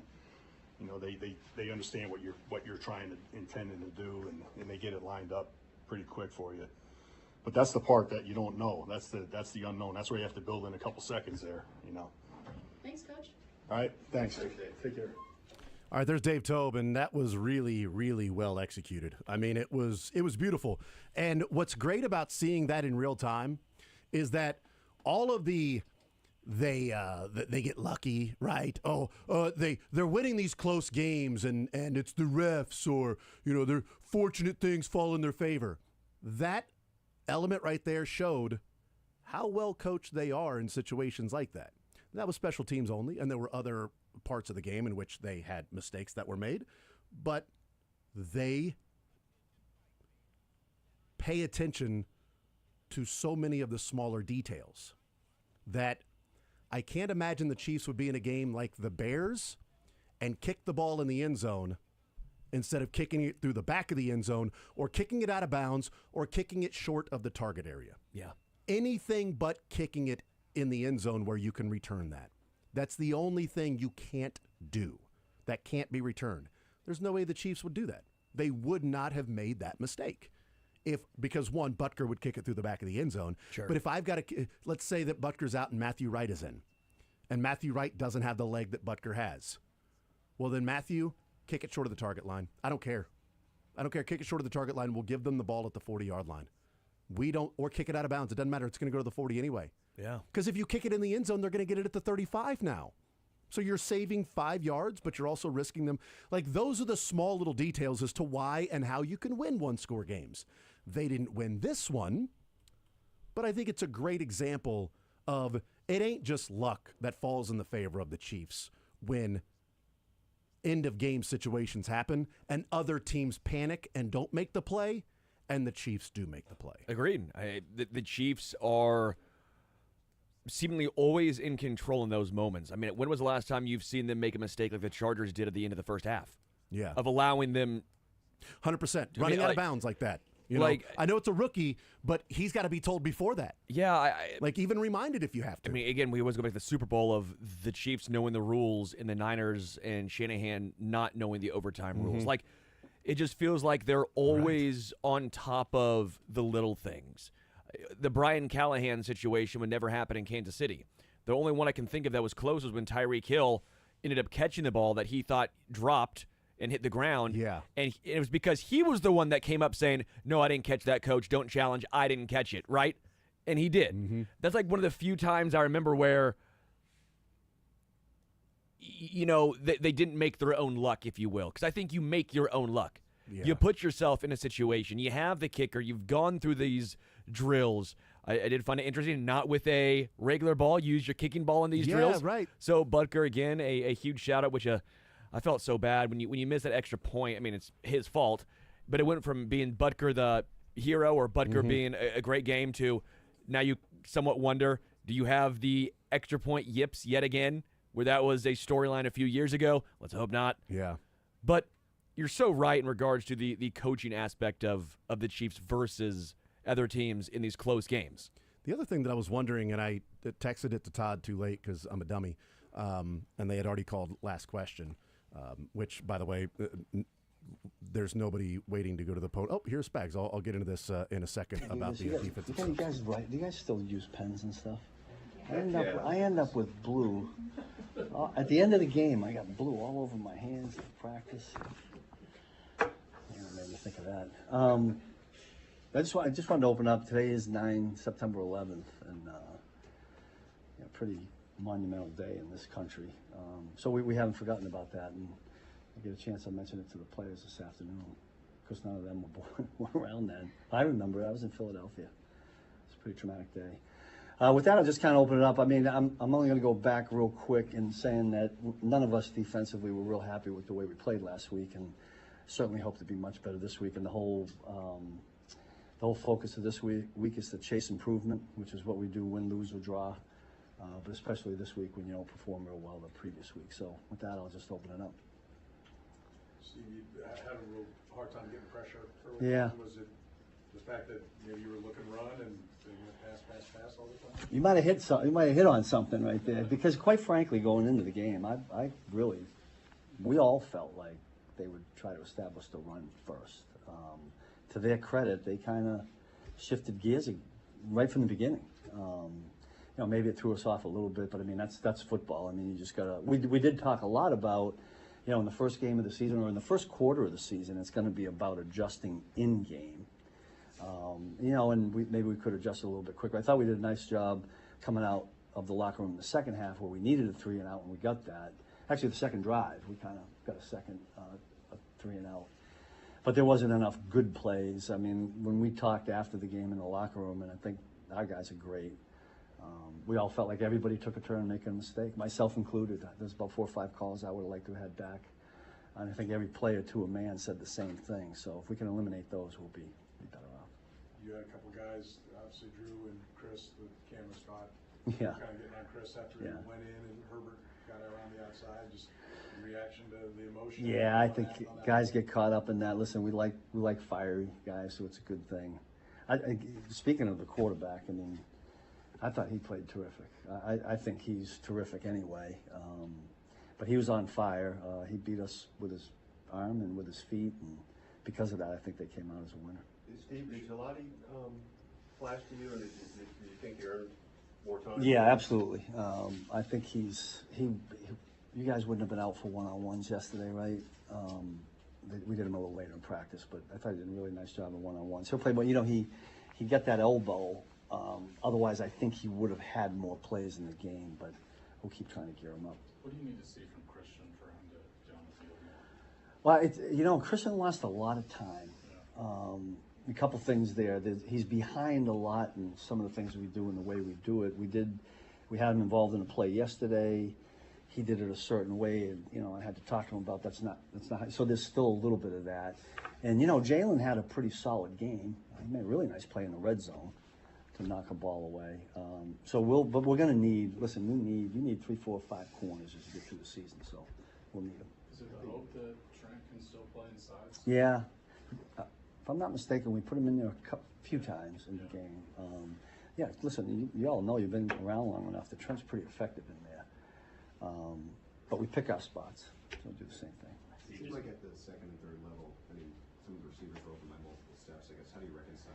Yeah, early on there were a couple of plays that they ran that I thought were better plays than defenses we had called. A couple of things were eyes, and so we can clean some of those things up. I mean, there's an element of this in today's football where it doesn't matter what you call it, they have a better play called, and they had a few of those, and they had them early, and it gave them chunk yardage, which we don't want. We got to find ways to eliminate those and make sure we don't create any others. Steve, just communication stuff too. You had some guys kind of run into each other. What did you see when? Yeah, I didn't. There was nothing after watching the tape or in the course of the game where I felt like our communication was off. I mean, I can think of one guy, man coverage. They run these rub routes and guys bump into each other. It's not communication. So I didn't we didn't detect that as the reason why. I just think we could have played better. When they drop back to throw the football, it's a combination rush and coverage, right? Because you can't cover forever. We just need make the quarterback throw it a little bit quicker, cover a little tighter, and hopefully the result will be a little bit different. Couple more. Talking to some of the players, they said that one of the first things you did was go back to them and say, "Hey, I messed up too." Yeah. Is that a pretty common thing? Well, yeah. I mean, listen, none of us are perfect. I mean, I just didn't feel like I had one of my better games. And usually when I'm making a mistake, it's a fairly critical one because I feel like I should have called something else. But we all, but it begins with me. And if you make, if I sit there and critique and look in the mirror and I've got 3 or 4 plays and I go, nah, I shouldn't have done that, that could be the difference in the game. So I want to make sure, I myself want to make sure that doesn't happen again. We're going to go last 3, Vahe, Todd, and Steve, I think they're really talking about the other side of the ball, but Andy and Patrick both seem to feel like there was a flatness early. Did you feel that on your side of the ball, or not quite the same way they were talking about? I don't know. Sometimes I get so deep into the thing, I'm not even looking for that. I always talk to the guys about the 4 most important series of the game, the first of the game, the last of the first half. I've talked about this before, the opening one, the second half, and the last one of the game. And I didn't like the first drive, but then we kind of bounced back. I did like the second drive the first drive of the second half. I don't know. Our guys seemed to be the same. I didn't think we were in sync, might be a better word from our standpoint. All the dots weren't connected like we normally are. You'd have to listen. I've always felt like, I mean, forever as a coach, right? I'm always in pregame saying, you know, are they ready? You know, how they look. I've never been able to figure it out because there's been games like, oh, we're gonna get our butts kicked, and you know, it goes the other way. But I think the players have a better feel for that. Last two. The challenge of the Eagles offense you saw in the Super Bowl, you guys did a decent job against Barkley, really. Yeah, that was the other part of it. It was a little bit better. I always look at the point total, and I certainly didn't like the point total. We did play them pretty good for 3.5 quarters here in Arrowhead the last time we played. Different people, different offensive coordinator. I got a great deal of respect for this team, the organization, the quarterback, all the skill they have, the running back. There's a lot of pieces there to defend, and we didn't have a good game last week, so it's time for us to put us all together too. Steve, for you this Sunday, you're going against Jalen Hurts, and he burned the Cowboys a couple of times with his legs. For you guys, what's the key mentality-wise to keep him? Yeah, listen, it seems like we play one of these quarterbacks every week. I mean, the guy we just got done playing, he's a really good athlete. I give him a lot of credit for what he did with his legs. The guy we're getting ready to play this week is elite at that. We'll talk, we'll talk till we're blue in the face about pass rush lanes and contain, we'll have some things that we hope take that away. Part of the whole, in football with, the spy, whatever you want to call it. I mean, you got to get them in those situations. When you're in first and second down, you can't be spying people because they're going to run the ball right at you. So we got to try to dictate it somehow by having some, negative plays on first and second down and get things kind of steered in our direction. Thank you, Coach. You good? All right, thank you. All right, there's Steve Spagnuolo. A lot to take away there from Spags. And to his credit, talking about that, yeah, they felt like they would establish the run first. And then said, to their credit, they shifted gears. And he said the first quarter, I thought it was interesting, first quarter of the season is about adjusting in-game.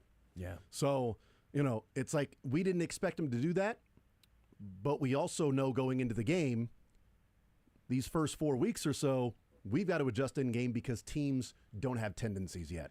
Bolton talked about that yesterday, just along the exact same line, saying first 4 games-ish of the season, halftime adjustments are more important than ever. How you might have a preconceived notion, but that might not be the actual notion of said team. It's all your thoughts, not what actually might transpire. So I like the continuation of that conversation by Spagnuolo and him again saying, yeah, I didn't have my best game. He talked about Trent McDuffie in the slot and said, yeah, we all know he's effective in there. And we had him in the slot a couple times there against the Chargers, and he said, we pick our spots. But that was also after being asked about Christian Fulton, and he said, he's still behind. And he said, even yesterday he did something, and we had to tell him that's not how we do it. It's going into week 2. Like, I thought maybe he played the minimal amount of snaps that he did because of injury. Correct. That's not encouraging. No. Like, I thought, okay, as he gets healthy, now he's going to be out there and you can move Trent McDuffie down to the slot. But if he's still doing things even in practice where Spags has to stop and say, no, that's not how we do it on that play. That's not how we run whatever it might be. That's not how it's supposed to be done. You've been through all of OTAs and mini camps and training camp and preseason games in week 1, and there's still a play in which you're doing it wrong. And if that's the case, Spagnuolo won't put you out there. Yeah. If he doesn't trust you know where you're supposed to be, he won't put you out there, which is why Dan Sorensen played all the time, because he trusted Dan Sorensen was where he was going to be, which is probably why Shamari Connor is playing as much as he is in the different roles, is because Spagnuolo says, Connor's going to be where I know he's going to be. And if that means Connor, McDuffie, and Jalen Watson are the cornerbacks and Connor's got to play slot, as opposed to McDuffie playing slot and Watson and Fulton, and I don't trust that Fulton's going to do what he's supposed to be doing, I'm going to go with Connor in the slot and know that everybody on the field is aware of what their role is. Well, that's discouraging, if that's the case. I was also just a little surprised by the amount of soft zone and zone in general God. that the Chiefs played. And 3rd and 15 wanted to rip my hair out when it was the 14-yard completion to Quentin Johnston. Cynthia Freeland talked about just the surprise of how much zone the Chiefs played, especially for me. Also, that was Christian Fulton that was on Quentin Johnston that made that tackle. But why are you not playing man? Fulton's more of a man coverage corner to begin with, and you have a guy, and now we know Ladd McConkey's a great route runner, so man zone doesn't matter that much. But a guy like Keenan Allen at his age, he's great against zone. That is his strong suit. And you're running zone against that guy. But you're playing soft. And you're playing soft. So much space to run. You're bringing a blitz, but you're playing 3 yards behind the sticks. Yeah. Where they're supposed to get to. And it's like Keenan Allen just runs like a 5-6 yard route, catches it, and it's a first down. What's the point of bringing the blitz if you don't have somebody right up on Keenan Allen to guard him? He just turns around. There's no way you're going to get there in time. Like, that was really frustrating. And then Quentin Johnston, we know, is had some issues with drops, but he's a bigger guy, but he's not necessarily known for being a separator. And so, again, Spags knows more than me, and obviously they'll bounce back. I think the next time around they'll change. But that soft zone, to me, from my perspective, made no sense against this particular Chargers team. I will say, give credit, they were pretty good stopping the run on first and second down for all the qualms and concern about not having Mike Pennell, who, by the way, Mike Pennell had a great game for the Bengals. That's interesting. Joshua Uche, great game for the Eagles. Yeah, we'll see him this weekend. The run defense of the Chiefs was actually pretty good. Right. And it's what they did against the Eagles. Their run defense was pretty good against the Eagles. We'll talk a little bit about that Quentin Johnston play. Here's Matt Nagy. Matt, can you tell us just exactly how the crossing route's supposed to work and what went wrong there? Yeah, it's I think Trav kind of talked a little bit about it. It's just one of those unfortunate situations where you have one guy going a little bit higher than the other guy, and when you're running some of these crossing routes and mesh routes, sometimes when you have a guy pressing you, or as you're trying to work your release, that can happen. It probably happens more than you think. So it's one of those deals. It's unfortunate that how it happened with our own guy. Kelsey feels terrible and felt terrible, but we also, Xavier, of all people, understands that things happen, and that happened in that game. And what we got to do is be able to move on from that and adapt to it, adjust to that whole situation. So these guys have been great. It took us probably a series or two, to be honest with you and realistic, in the game to get through that, of how it happened and when it happened. But that's a part of life. It's all about adapting. So I feel like the guys did adapt and adjust better.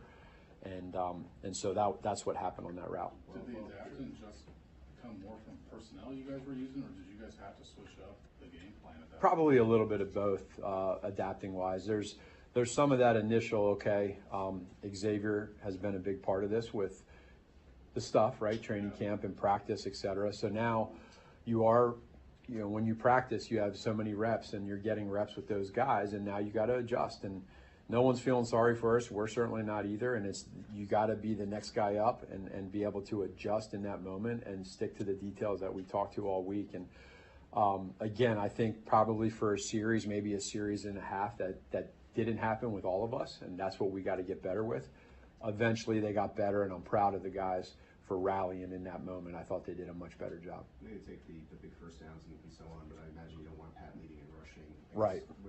How do you establish a better run game? Well, the simple, obvious answer is being able to be better when we run it, whether it's the scheme or the execution. You tie it together. And then, it's a credit to their defense. They did a good job in some of the stuff that they wanted to do. But really in football in general, the more balanced you are, and especially when you look at a team like Philadelphia, it's always going to help. So, but if we're throwing the ball well, we'll stick with it. If we're running it well, and then there's that balance of mixing the two. But you're right. We want to be able to be more balanced when we can. But we also want to continue to just trust each other and use what's best in that game. How about the left side of the offensive line? How do you think it played? I thought they did a good job. There was a couple plays here or there where you'd like to get back, whether it's communication or whether it's just something that the defense did. But again, a few things here or there, which I think was probably expected. You just didn't want it to be a game changer. There's some that maybe prevented us just with timing of maybe being a little bit more accurate with a throw. Again, that's part of life when you have some newer guys on that side. So these guys are going to keep growing, but I'm proud of the guys. What about the right side? I mean, it's not newer guys on Yeah. the right side, and there was plenty of Yeah, well, speaking to the obvious, the penalties, that can't happen, and so that's where we're at. We've made it loud and clear. Jawan knows that. He understands it. It's something that especially in a moment like that in that game when things are a little bit off kilter now with the personnel, and you start to move the ball, you have a couple positive plays, and then boom, a penalty or a second, so 3 penalties and a hold, not good enough. He knows that. When there's no one hiding from it, he's not hiding from it. He understands what's expected, and I think he's ready for that challenge here as we go. So when you suddenly raised Taekwon's role, I guess, what tells you that he's ready for this moment of additional snaps and he's going to get? What tells me he's ready is what he's done in training camp the whole entire time he's been ready. So there's, for the guys that we have in that room right now, I said it in training camp, the depth that we have from top to bottom is one of the best I've ever been around from top to bottom, 1 through 6, with all the guys when they're there. It starts to get depleted a little bit with the injuries and other stuff that's going on. But that said, we have guys, they're on the roster for a reason, and they've done a great job. And so now they get their opportunity to show who they are. And I think the biggest thing is the trust. We got to keep working that trust. And then when you get an opportunity, you make a play. Taekwon did that on that one corner route. He made a great play with the ball in the air. So we want to keep that going. We'll go Sam and then Nate. Going back to the Juwan penalties, specifically the false starts. When you watch other games, that's a pretty frequent thing, and it's inconsistent and call to call. Is that a conversation you guys are having with the referees throughout the game? Are you sort of getting a feel for what you can get away with during a game? Well, the inconsistency part with the referees is probably subjective with how they do that. But what matters is whoever that ref is that game, whatever they're calling, we got to adjust to them. That's our job as coaches, to let the players know. And then as a player, it's your job to not do it. If they call it one time, second time can't happen. It's as simple as that. It's got to stop. Matt, we know Patrick sort of showed a little bit more physicality because he was trying to get guys energized and get the offense going. How much of that do you appreciate in the moment, but also looking back, how much are you trying to get him to sort of find that balance and maybe lower that sort of It's a great question because it's who he is. His natural leadership is at the top. Who he is, he's a fiery competitor. And again, in that moment, I'm talking about the game last week. For a series or series and a half, it was probably not where we wanted to be. I can tell you it wasn't. And so, as coaches, as players, you should just internally always have that drive and that passion to whatever happens, you move forward. And so I love what he did. That's who he is. He made plays, and I thought in that game, when you look back at how he played in some moments, it was pretty special in that time. So the guys saw that, the players saw it, we as coaches saw it. So now you guys do it too. And if we do that, it can get really good. But we got to do it earlier. It can't be waiting 3 series after. We're gonna go last to Seren and Nick. Matt, late right before you got the last field goal, Travis was on a crossing route. Yeah. And he appeared to be jogging, and the cameras, Pat, seems to say, "Come on." What was going on that way? Is there a design? Is he trying to sit down in the zone, or because it seemed like Pat felt like he should have been? There's a little feel to that. Shallow crosses get unique. Some you have where you read it, where if it's zone, you'll sit, and if it's man, you'll continue on the run. That's day 101 in any offense. Then you'll have some shallows where you don't have a read, and there might be a little bit of a throttle. And so there's a feel to it. And so depending on the coverage and what they do is going to dictate what you do. So just a little bit off on that one. It's one of those ones that at times can be gray. So you can't, I think internally we know where things go with that. But I mean, again, to defend both the guys, which is real, is there is in some concepts there can be some gray. I would say that one may have had a little gray, but there's been several times where there's concepts that are gray where it's worked and we don't talk about it. So that was just one of those ones. Those guys they talk about it, we figure it out, and I think we know moving forward internally what we want. Matt, from an execution, discipline, and mentality perspective, what do you need to see from this offense on Sunday, given that Fangio is on the other side? All of that from the very first play. And so the energy, the execution is very, very simple. The energy is organic. It can't be fake energy, and it's not going to need to be in this game. Coach Fangio, we all have a ton of respect for what he does. He does what he does, and he's going to have some curveballs and change-ups that he throws at you. But in the end, it's about playing football fast, and whoever does that better. And I think a fast start, playing fast, being able to be aggressive, mixing all that together, you'll have good results. And so we're really looking forward to the challenge. Thanks, Coach. Thank you. Y'all take care. All right, there's Matt Nagy, and a lot to take away from Matt Nagy as well. So got a lot to process from Steve Spagnuolo and Matt Nagy. We'll hear from Chris Jones when he gets to the podium, whenever that happens, and we'll give an update as to if he's close or if there might be a delay. Sometimes there's a little bit of a delay between the coaches and Chris Jones. Sometimes it's right after the coaches that we get to Chris Jones on that Thursday. It's spontaneous, Jason. Sometimes it can happen. It's just combustible. And there was some spontaneous combustion in that game with the frustration that boiled over a couple of times. Which I dug, by the way. Yeah. I like it sounds like most of the coaches and players, at least, that speaking to like, yeah, this happens. We know we love each other, Yeah. but great teams, you're going to try and hold each other accountable. Absolutely. And, I've always wondered, there's a line between holding somebody accountable and piling on. Yeah. Because,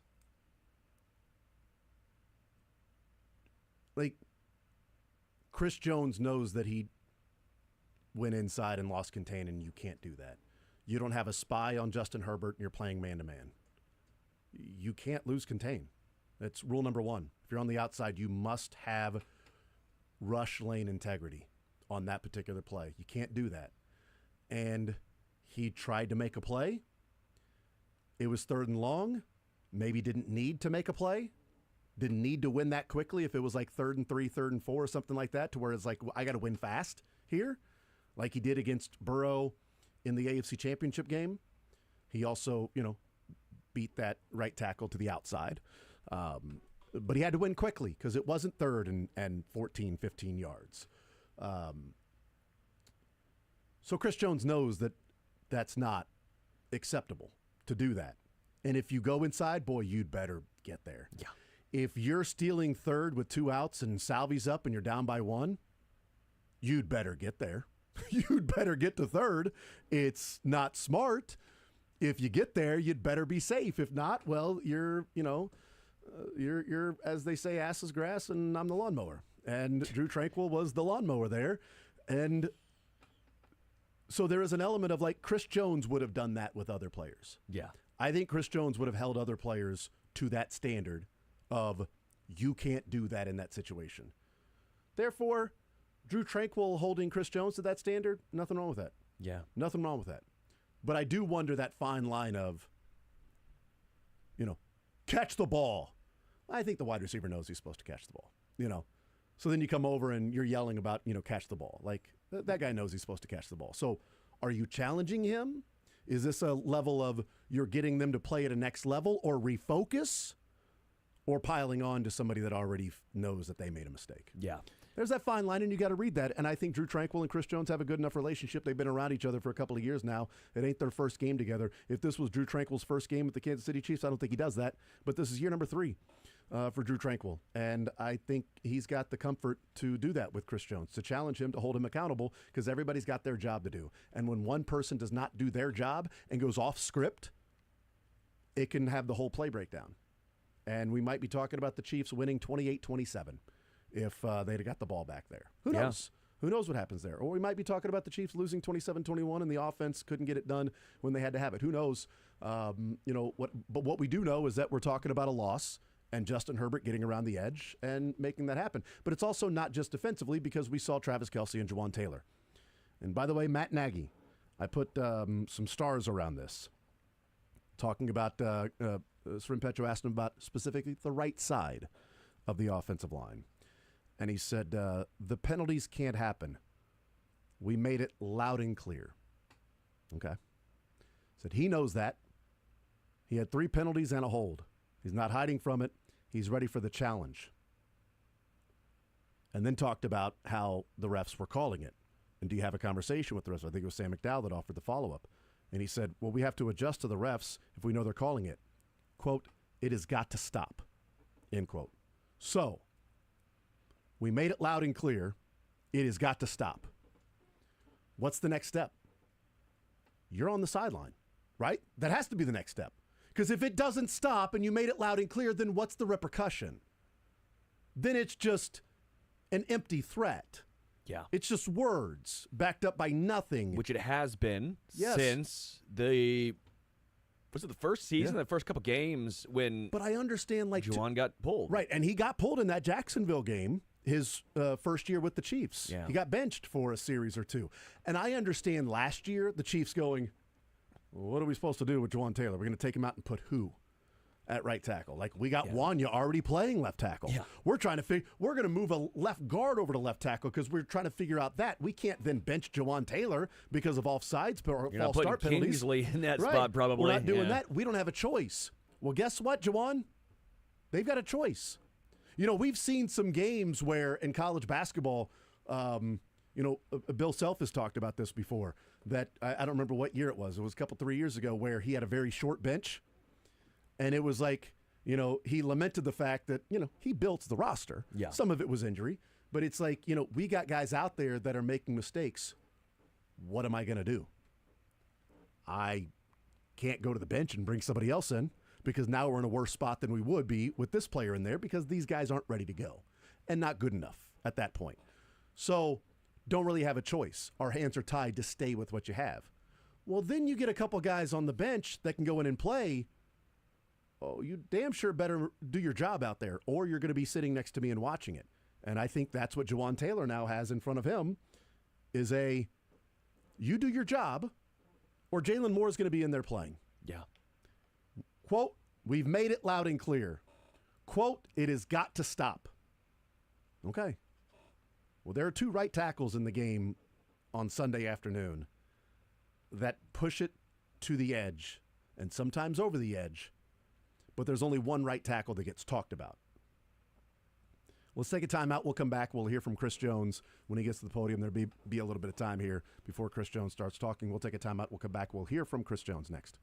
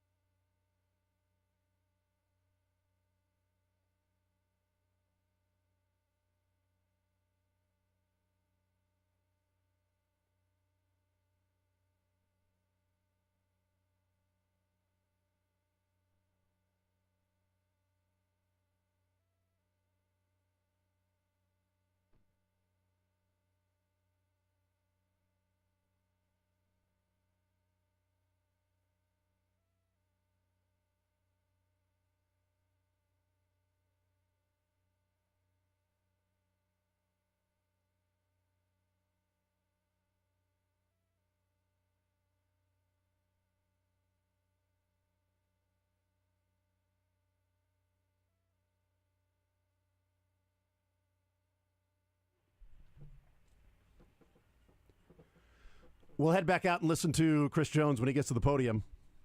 We heard from Dave Tobe, Matt Nagy, Steve Spagnuolo. 913-912-4810 is the text line to join us to be a part of the show. Couple of texts coming into the text line that I wanted to respond to because we had our conversation about Travis Kelce earlier in the show when we played the clip of him talking about the collision that took place with Xavier Worthy. And text says, so let me get this straight. We aren't supposed to bury the Chiefs by thinking they played poorly and to explore a trade for Tyreek, but we are, according to Jason, to pile on and bury Kelce. One of the main reasons we've been good for this long. Oh, get him. I'm not saying that wasn't Kelce's fault, but I've heard Mahomes many times take the blame for others' mistakes, and everyone just said, look at Pat taking the blame. What a great leader. But Travis Kelce says something, and you all want to crucify him. Ooh, get him. Get Jason. Yeah, right. Sick him. Yeah, that's right. There's a difference between when did we say, boy, Travis Kelce, what a jerk for running the route. Like, that's the point. Like, you got to know the difference between what happened on the exact play when mistakes happen. That happens. That sucks. My point is Travis Kelce then saying he sort of was out of it until halftime when he talked to Xavier. Like, that can't happen. When have we ever heard Patrick Mahomes go, oh, well, yeah, that was my fault, and then I checked out for 2 quarters? Yeah. Did Patrick Mahomes check out after he ran into Rashee Rice's knee? That'd be different. Here's Chris Jones. Everybody is excited to be back in Arrowhead, be back at home. The energy is good, man. The energy is good. Everybody has a positive mind frame. Philadelphia Eagles come in the town. We still have a bad taste in our mouth from the Super Bowl, so everyone is in a good space. Chris, at the end of the game, we saw on camera you and Drew. You guys had a few days to talk this out. What happened at the end of the game, and where are you guys now? Same where we was before the game. Teammates looking to get each other better. Chris, with Jalen Hurts and how he moves around and can take off scrambling, what are you guys going to be mindful of? Just our lanes and rushing the passer. Got to be aggressive on rushing the passer. More aggressive than we was the first game of the season. We're going to put that behind us. And we got a lot of skill set guys in our room that we got to be aggressive and rushing the passer and making sure we take the quarterback down. Chris, it looked like, as Steve kind of said, you guys were looking to run a little bit more early and they came out throwing on every down. It's not an excuse, but obviously we're set with a defense that was a run defense. How do you get better at just getting a pass rush when even though you don't have the right call necessarily, or aren't looking for the right, run versus pass? Well, Spags might not like this answer, but we're going to play the run on the way to the quarterback, man. We'll meet at the quarterback and the run. We'll make sure we stop it on the way to it. What's the challenge with this Eagles offensive line? Obviously, they're really well coached, but what stands out about them and what's the challenge going against them? That's a well-coached group, very cohesive group. Got some big bodies. They got a lot of talent over there. Lane Johnson, the left tackle, some of the better tackles in the league, and Leonard Dickerson, he's a style guy. And the center, who Jason Kelce picked, it kind of mirrors the Jason Kelce game. So they have a very good friend, the right guard, who came from Alabama, is very, very huge, athletic. So it offers a challenge, offers a good challenge to us as a D-line to get after it. And, we love to compete against, this type of talent. So gives us a challenge to compete against a better offensive line and, get after it. Chris, Ashton looks to play well in his limited snaps. I guess how far have you seen him come in the short time he's been here? He's coming along. He's still young, so we can't put too much responsibility on Ashton, but in everything we've asked of him, he's done well, and I think he'll continue to get better throughout the year. Chris, you guys have played as the defending champions for the previous 2 years. Now that you're playing the defending champion, can you feel the sort of energy that maybe you guys have been matched up against for the past couple of years? Listen, it's a very fortunate situation to make it to the Super Bowl. Unfortunately, we didn't win. It gives us a little more of an edge that we didn't win, that we get to have an opportunity to play these guys again. against a heck of a team, starting with Jalen Hurts and those outside receivers of his. And, this is a heck of a team. Saquon, you can go on and on about the talent that these guys have on their offense. So, for us, offers the challenge to play them again and also get some payback. Anybody else? Thanks, Chris. Thank you, guys. All right, there's Chris Jones' offer to get an opportunity to play him again and maybe some payback. Yeah. Opportunity there to play him again and maybe get some payback. We'll see what happens with that. Happy Chris. Yeah, Happy Chris. Yeah, it was good Chris. It was good Chris today. Just he and Drew Tranquil just making teammates better. Just making each other better. They've got to be more aggressive. A lot of guys that they have on the team have the ability, need to be aggressive to take the quarterback down. And then asked about the adjustments that they were expecting the run but got the pass, and he said, we'll play the run on the way to the quarterback.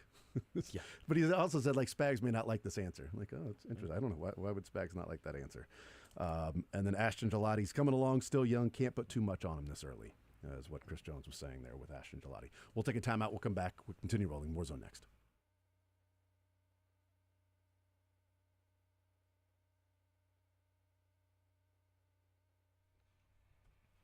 Chris Jones had a bad taste in his mouth after the loss to the Eagles in the Super Bowl, but if you want a great taste in your mouth,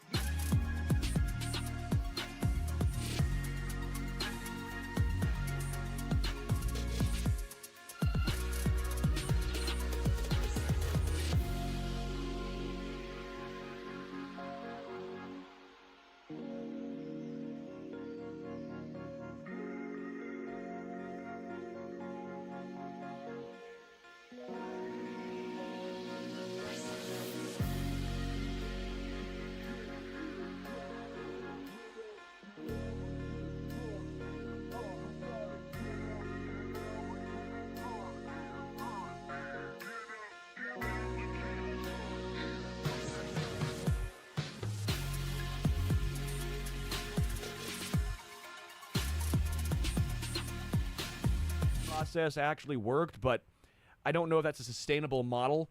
You know, we saw that against, I guess, the Ravens and Bill. I don't know. I don't know how much I like that, him saying that, especially after not playing the run when trying to bring down Justin Herbert. And if that's the case, by the way, you did a poor job of it because you never put pressure on Herbert the entire game, outside of Ashton Gelati, that one safety, near safety. So we do have an update at Chiefs practice today as they head out to practice. Jalen Royals will not practice today, but Seren Petro tweeting out that Xavier Worthy will be doing something at practice today. Wow. So he will be, in some capacity, Xavier Worthy will be practicing.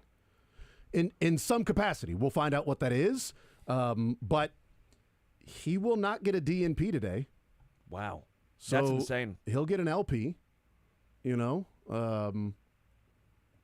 So that I guess only a few songs. That's mainly he'll rock a couple singles. Not extended play. Just just an LP. Just an LP. Okay. Just an LP. So he'll get a limited participant. I doubt he gets an FP. You know, but he won't get the did not practice next to his name, and I think that goes along with surgery isn't in consideration right now, and at least at this point, they're not looking at IR, or maybe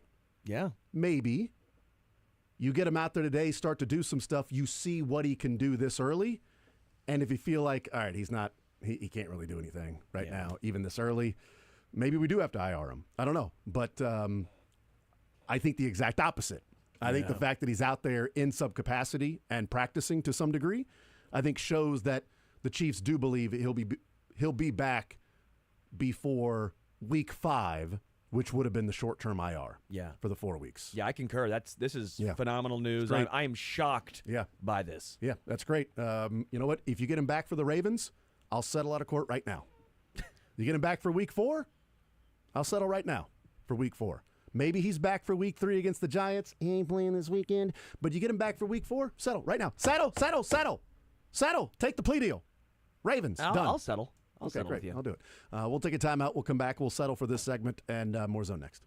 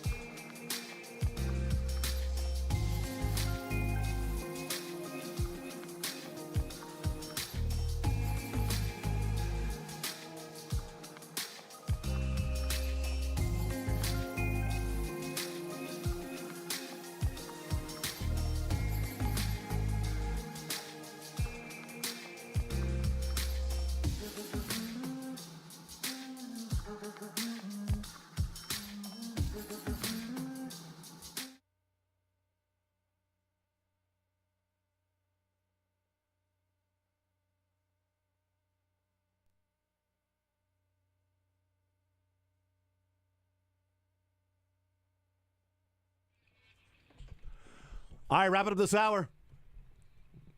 Those press conferences catching up here. We'll play some sports or leisure in the 1 o'clock hour. 913-381-810.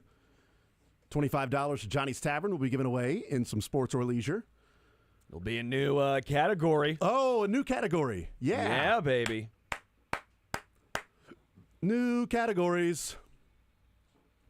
That's on the leisure side. We'll have regular categories on the sports side. So I mean, what are you gonna do? Boring. That's right. Well, we only have one new category. But I give you three. It gives you three. One of them new. I'm a generous man. You get to choose. It's your choice. All right, we'll take a timeout. We'll come back. 913-381-810 is the phone number. 913-381-810. Playing sports or leisure. $25 at Johnny's Tavern. Next.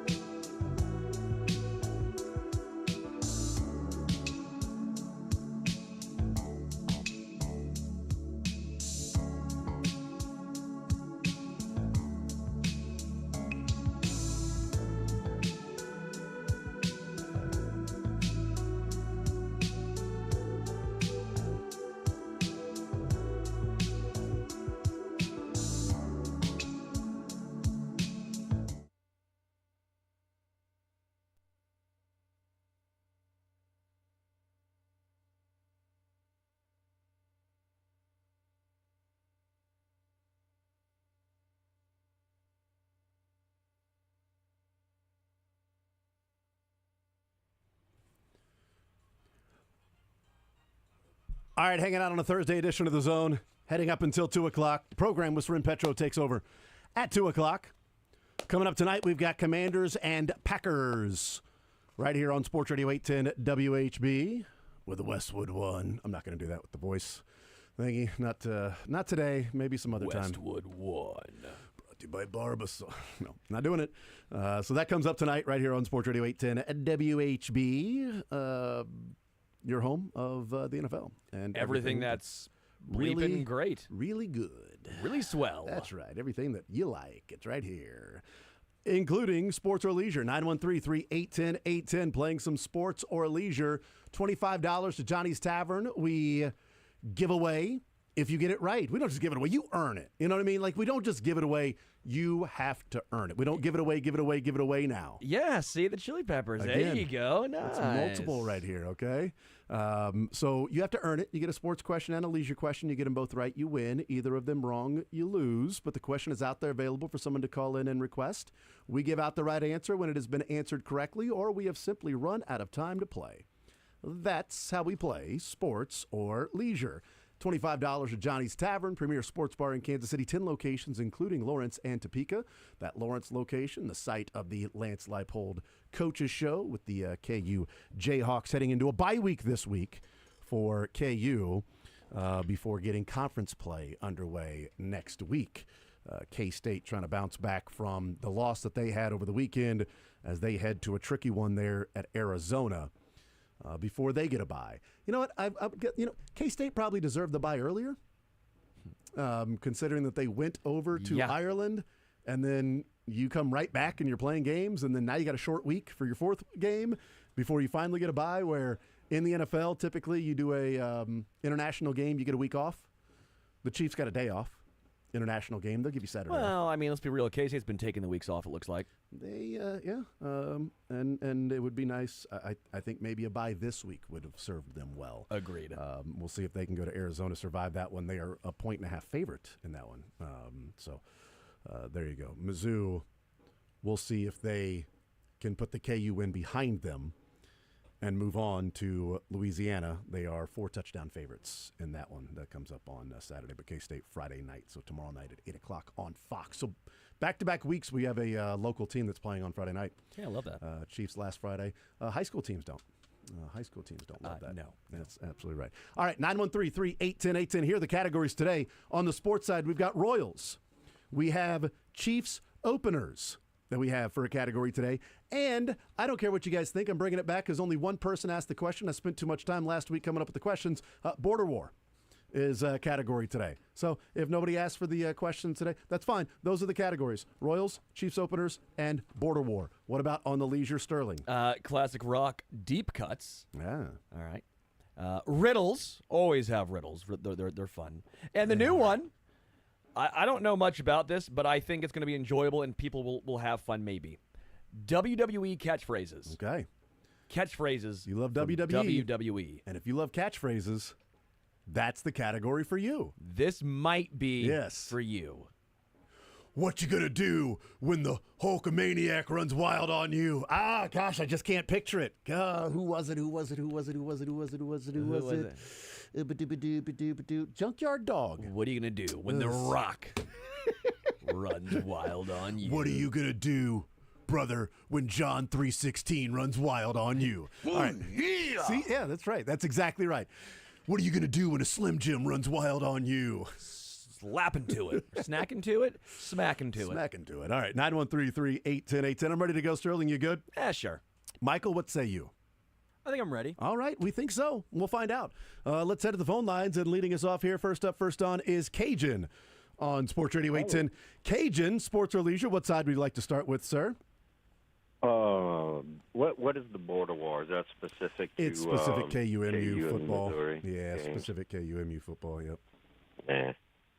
Let's start with leisure then. Give me that new category, my friend. All right. Oh, no. I'm sorry.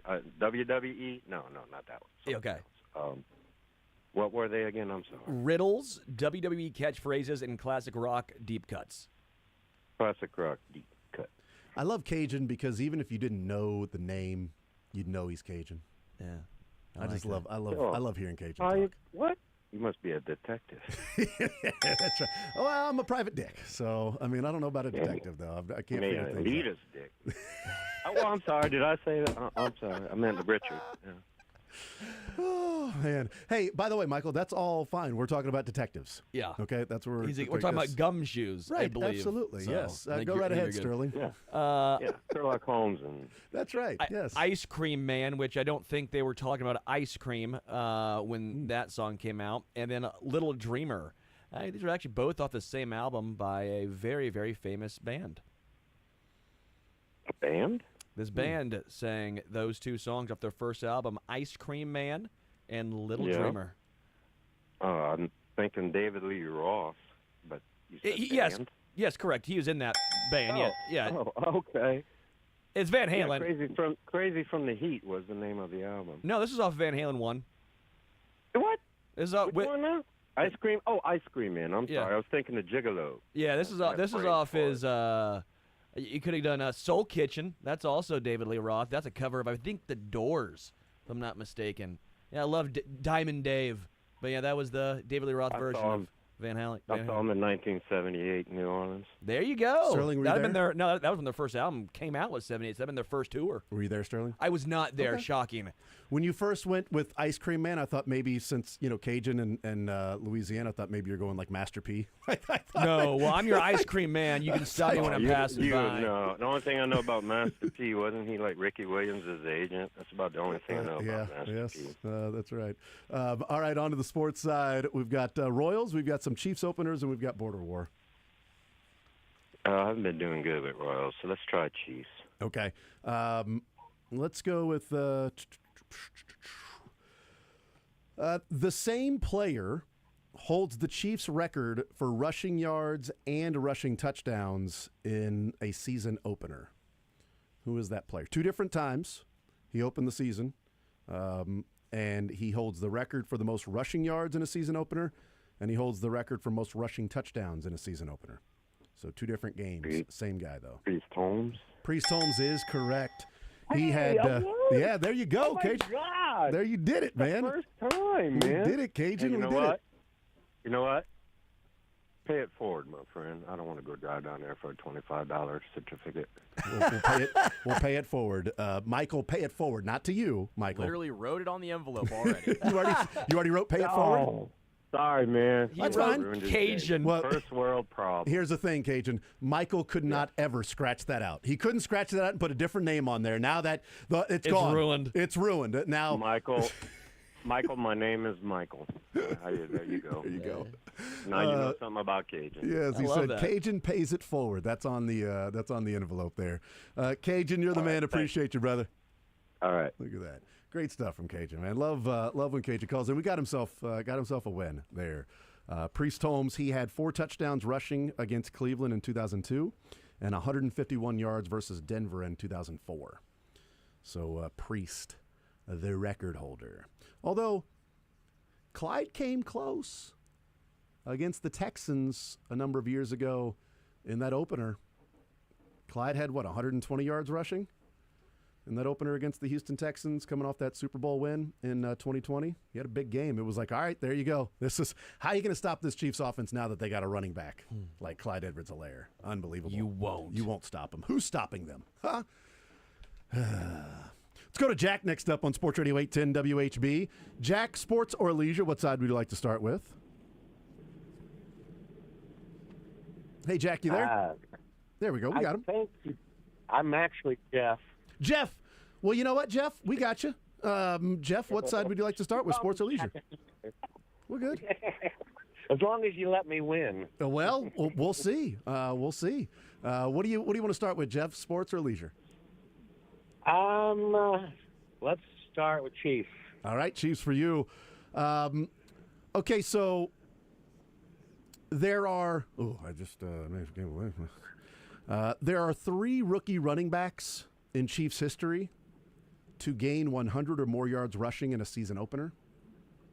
There are 3 rookie running backs to do that. Name 2 of the 3. One's was very I feel like famous. I feel like I kind of just threw one in there. Yeah. And then one was very famous against the Patriots. Yep. Right? Season opener. Yep. And another one was a big fan favorite. Big fan favorite. Some would say scary. Oh, scary as hell to go up against, man. Terrifying. Yes. Yeah. You dream about it. I wouldn't dream about it. I dream about it, but defenders didn't. So what do you say? Name 2 of the 3 rookie running backs to gain at least 100 yards rushing in a season opener. Christian Okoye? That would be one of them. Yep, the Nigerian Nightmare. And then one of the other 2. I dream about that one. Christian Yes. is a nightmare. I always dream about him, Christian Okoye. I got the poster with him with the Freddy Krueger, blades on. Oh, yeah. That. I also had the backs by popular demand with him, Word, and Harvey. That's whether I want to go with the Penn State boy that I don't like or Jam Chuck. I'm not sure. Not Hines. Throw a dart, Jack. Throw a dart. Jamal Charles.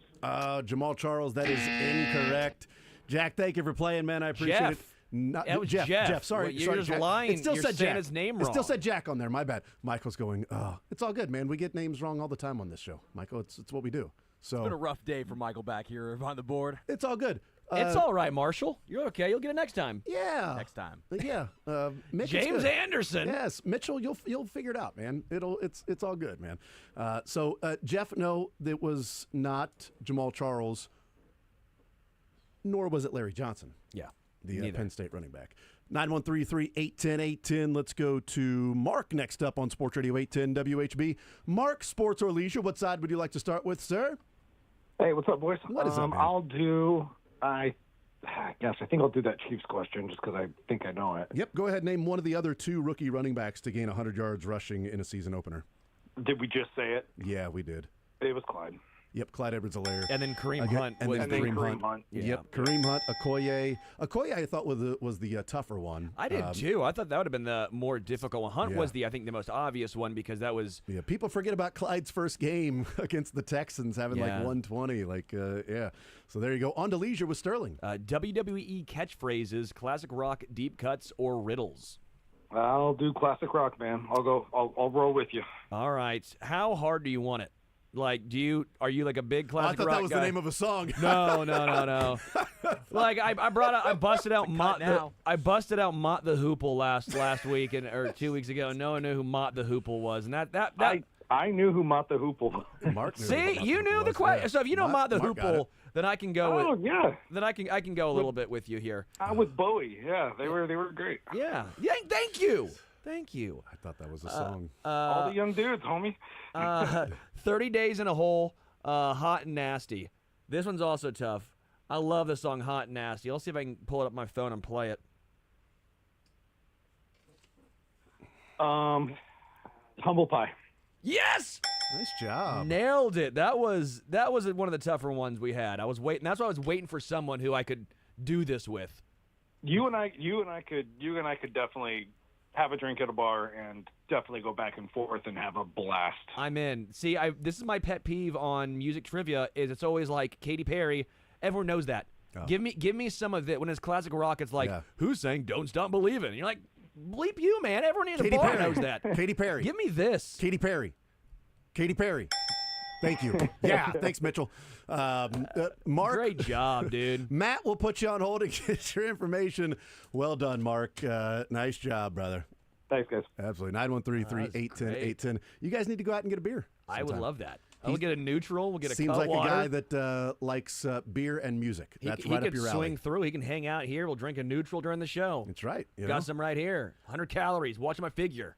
I really thought, like, you understand my confusion when you say, how hard did you want it? I'm like, well, that's Yeah, a that song. sounds like sounds a like song. I Like, get it it. sounds like there's probably a song that's named that one. There's probably a title of a song there somewhere that's named that. Charles, next up on Sports Radio 810 WHB. Charles, sports or leisure, what side would you like to start with, sir? Let's do some leisure. Let's do the riddle. Oh yeah, Riddle it up. let's Let's do a riddle it. riddle. Let's riddle it. All right. I have a neck, but no head. I have 2 arms, but no hands. What am I? I have a neck. No head. But no head. I have 2 arms. But no hands. What am I? Jason got it. Yeah, I got it. All right. Jason got it. Yay. If Jason can get it, you I mean, can right? Get it. I mean, come that on. feels like. Let's get. Seriously here. You could even potentially have this on your person. You could. Yeah. I mean, it could also come off too. I don't know. Yeah. Say it one more time. I have a neck, but no head. I have 2 arms, but no hands. 2 arms, no hands. Yep.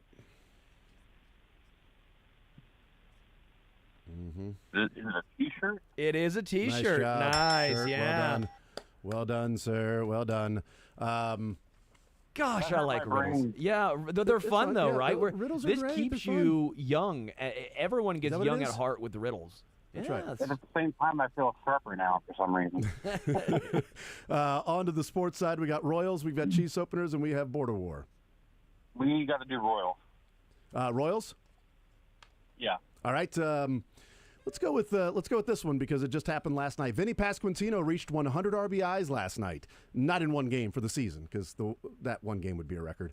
He needs one more home run to get to 30 on the season. He would be the 10th player in Royals history to have 30 home runs and 100 RBIs in one season. But of those 9 players, Charles, only one player has done it more than once in a Royals uniform. So who is the only player in Royals history to have multiple years of 30 home runs and 100 RBIs? Multiple years. Yeah, this wouldn't be the free space. No, it is not. Free space isn't one of the. Yeah, I think this is a good question. I have a couple names in mind. Thank you. In the first 3 years. No. Just 30 home runs and 100 RBIs in a season. Only one Royals player has done that twice. Ooh. There are 9 players that have done it. Vinny's next home run would make him the 10th player that's done it. But only one player has done it multiple times. Surprising that only one player in Royals history has 30 and 100. Yeah. There's a couple of guys that have been close, but not. Yeah, right? Man, this is a great question. Thank you. You know what he is? Here's the one hint I'll give you, Charles.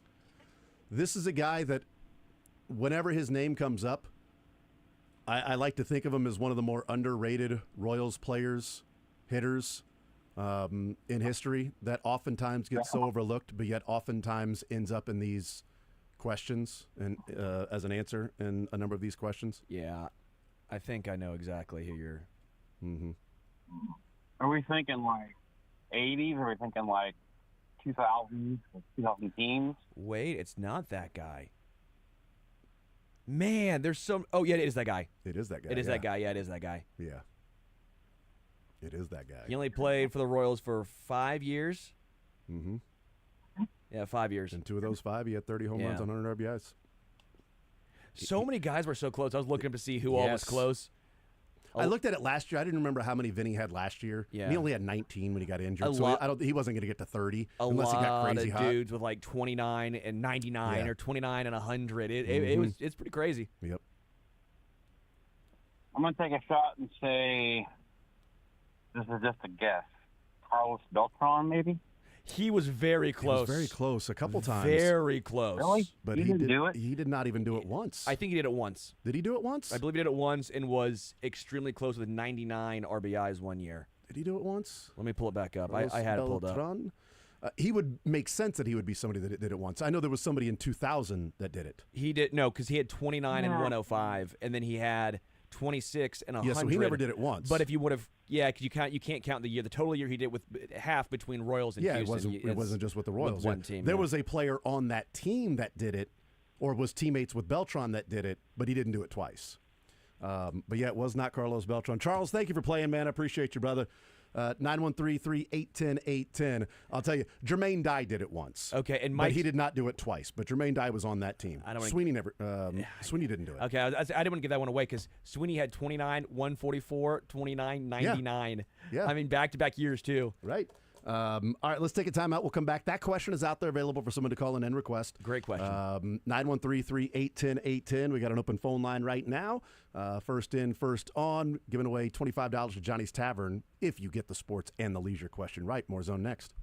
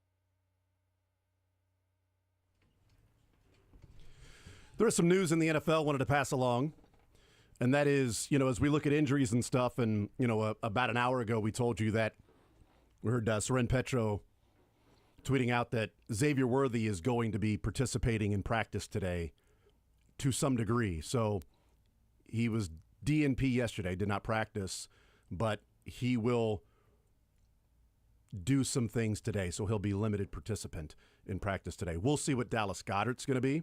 He did not participate in practice yesterday, so we'll see if he's a guy that, and he had the knee injury that he suffered against the Cowboys, that knee sprain that cost him practice yesterday. We'll see if he practices today. But news out of the NFL and that Brock Purdy will miss 2 to 5 weeks with a variant of turf toe. So turf toe is now mutated, and so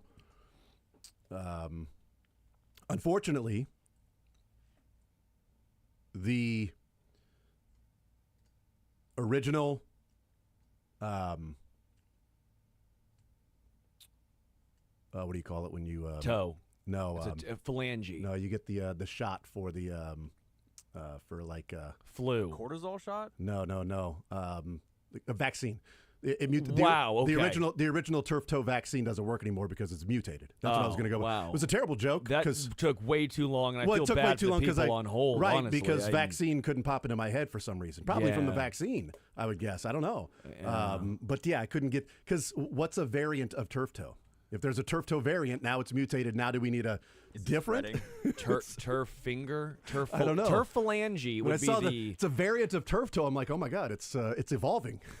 It's now the AI. It is now learning in real time. Turf toe is learning in real time. The original treatments cannot help you, so now Brock Purdy's out 2 to 5 weeks while they figure out how to treat this variant of turf toe. All right, let's get to the phone lines without further ado. First, let's reset the categories. Royals, Chiefs openers, and Border War on the sports side. What about leisure side? With a little ado, we have classic rock, deep cuts, riddles, and WWE catchphrases, which I thought would be fun, and apparently no one likes WWE. I don't watch it, but I thought people did. Well, a lot of people do. Maybe they just didn't want it. I think people watch the Border War, and I came up with lots of questions for the Border War, and we've had one in 2 weeks. So, that's just how the cookie crumbles. Avery next up on Sports Radio 810 WHB. Avery, sports or leisure, what side do you want to start with? Yes, Danny Tartable question out there. Let me see. Yes. Vinny Pasquantino reached 100 RBIs last night. He needs one more home run to get to 30 on the season, Avery, which would make him the 10th player in Royals history to have 30 home runs and 100 RBIs in one season. But, Avery, there is only one player to do that more than once. Do you know the answer? Is it Danny Tartable? It is Danny Tartable. Well done. What are the odds? 87 and 91 for Danny Tartable. Jermaine Dye did it. And then from 2000 to Jorge Soler. Wow. Yeah. Nobody on the Royals did it until Soler. And then Salvi did it. Yeah. Salvi in 2023. And then did Bobby do it last year? Bobby did not. Bobby didn't do it last. No, Bobby did it last year. I'm sorry, Bobby did it last year. My bad. Did it in '89. Yep. I think Mayberry did it once. Yep, Bobby did do it last year. I apologize. 85, did Brett do it? I don't. I think he had 100 RBI. That was his only 30 home run season. I don't know. This came up on Stump the Chumps like 2 weeks ago, I think.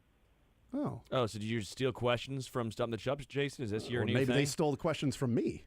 Well, speaking of stealing questions. Correct. By the way, 30 and 112. The person that wrote your riddle, have they never heard the word sleeve?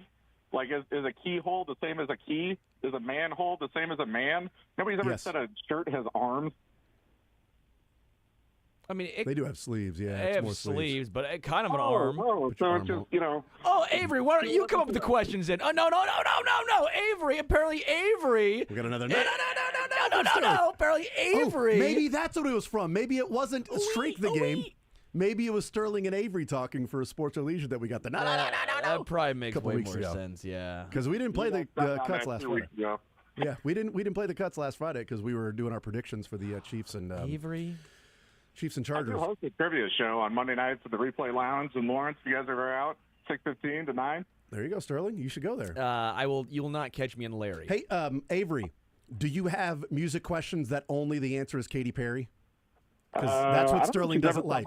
That's what Sterling apparently hates the music categories because the answer is always Katy Perry. It's always Katy Perry or like Taylor Swift. I'm like, come on, Steve Perry.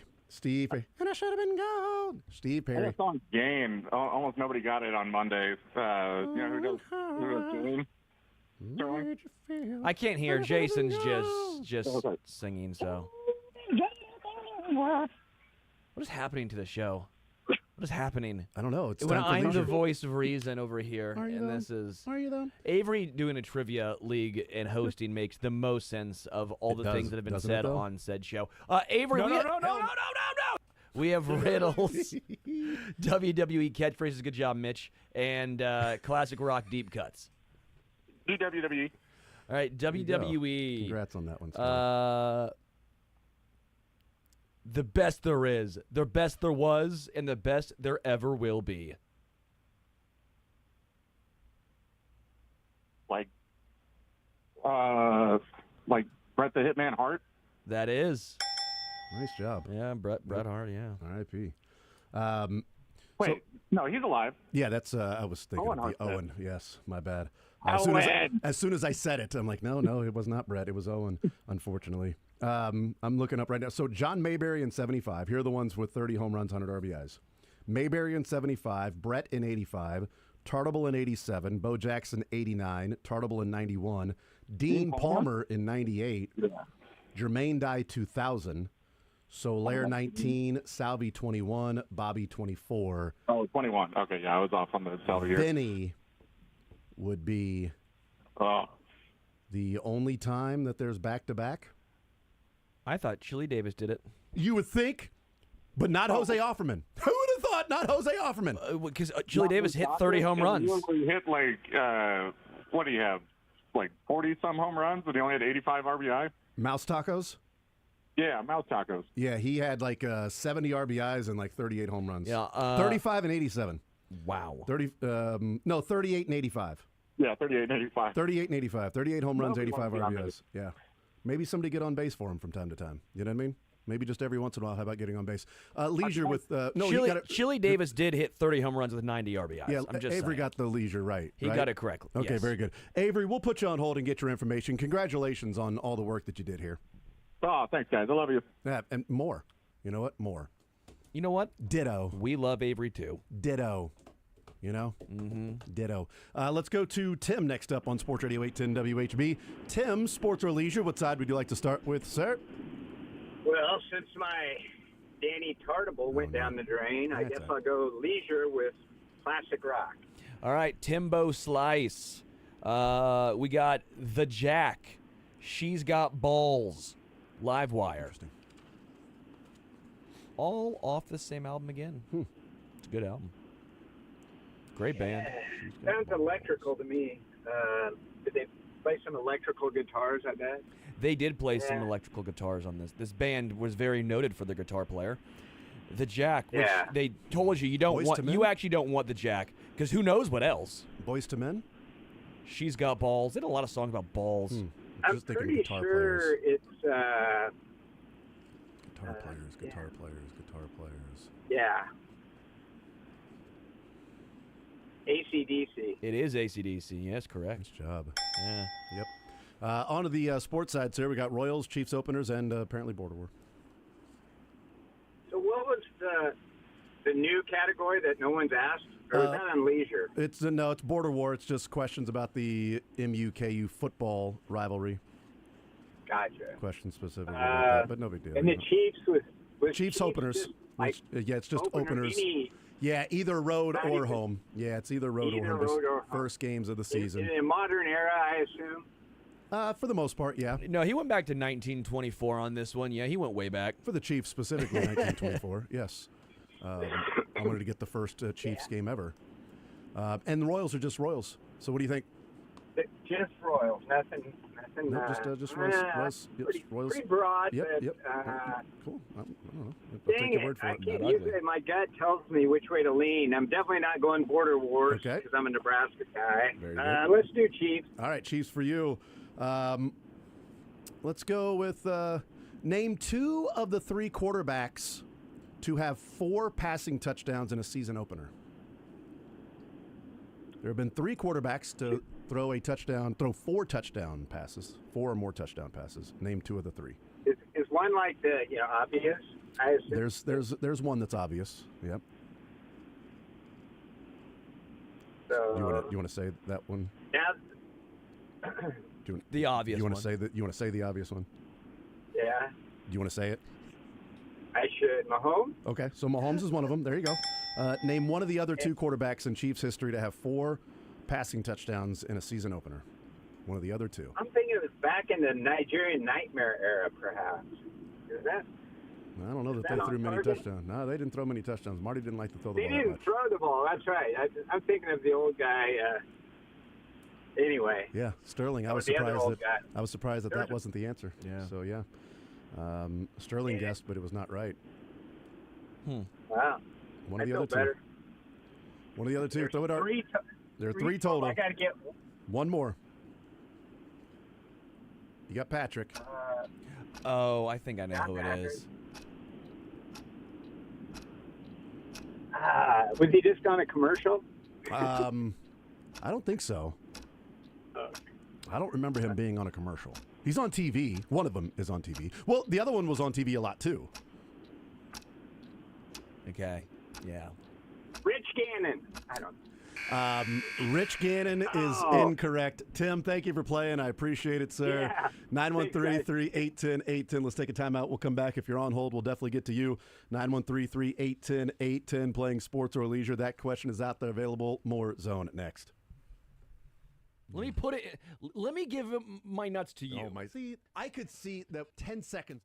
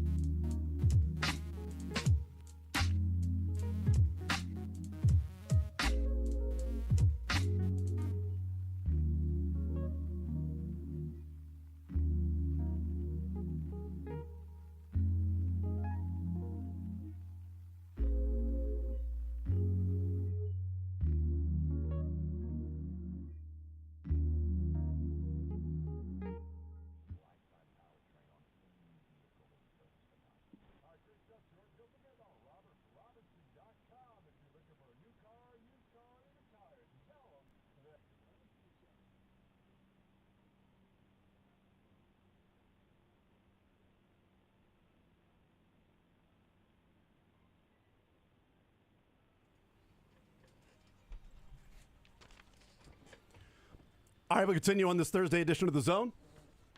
One more segment to go for Sports or Leisure. Let's get right to the phone lines, 913-381-0810. John is next up in Sports or Leisure.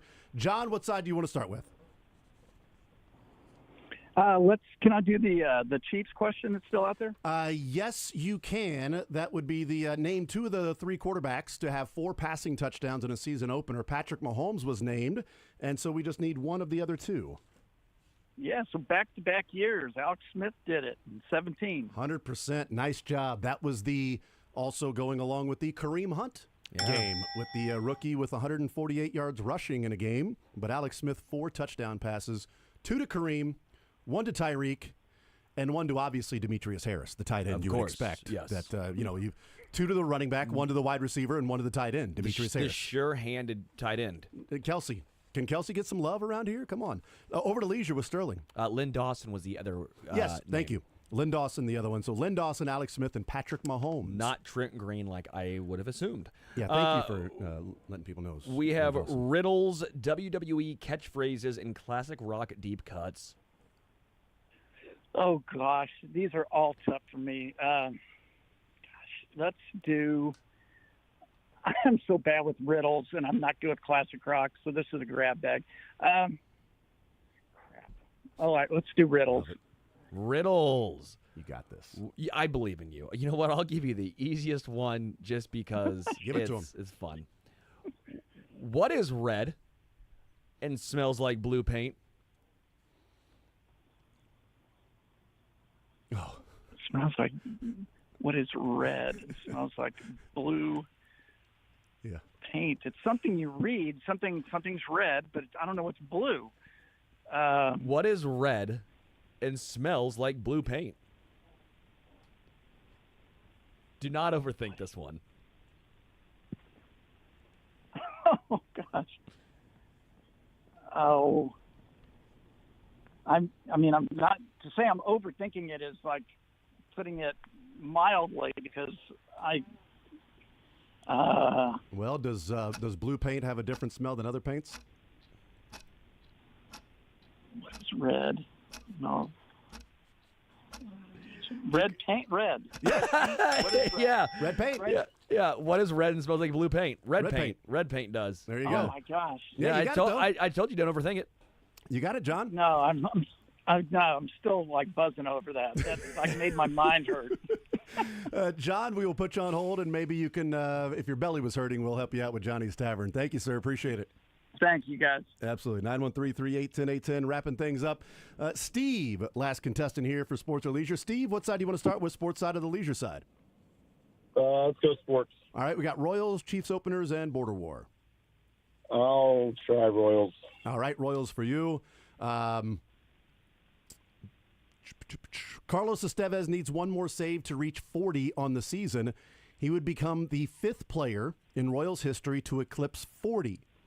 3 of the other 4 did it multiple times. But, Steve, 2 players in Royals history have back-to-back 40-save seasons. Name the players who have back-to-back 40-save seasons in Royals history. Oh, man. Back-to-back 40-save seasons. So there's an older and a newer. More recent and an older. The older one is sort of the free space when it comes to relievers in Royals history. Jeff Montgomery. The free space before him. Quisenberry. Quiz would be one of them, and then who's the other one? More recent? Wade Davis. Was not Wade Davis. Steve, thank you for playing, man. We're up against it, man. I apologize, brother. There you go. 913-381-0810. It was Quisenberry in 83 and 84, and then Holland in 13 and 14. Yeah. I'm almost a little surprised. Maybe I shouldn't be. Because 15 was mixed, right? Because Holland was there for 15, and then he got injured. Soria... Does he have 40? He's got a 40-save season. Okay. But I think he also has like a 38, maybe. Trying to think of... He had a it wasn't back-to-back. Yeah. He had 42, 30-43. Yeah. I was So gonna. three I of was the gonna say four Soria. did it multiple times. So Holland, Quisenberry, and Soria did it multiple times. Yeah. But it wasn't back to back. It wasn't for consecutive, yeah. Soria. So I there thought it you was going go. to be the trick question was Soria Yeah. being in there, not Holland. Anything you didn't get an answer to? No, because all my questions are phenomenal. That's cool. Yeah. So there you go. That was the only one I didn't get an answer to. Program I coming up wonder next. what yellow paint smells like.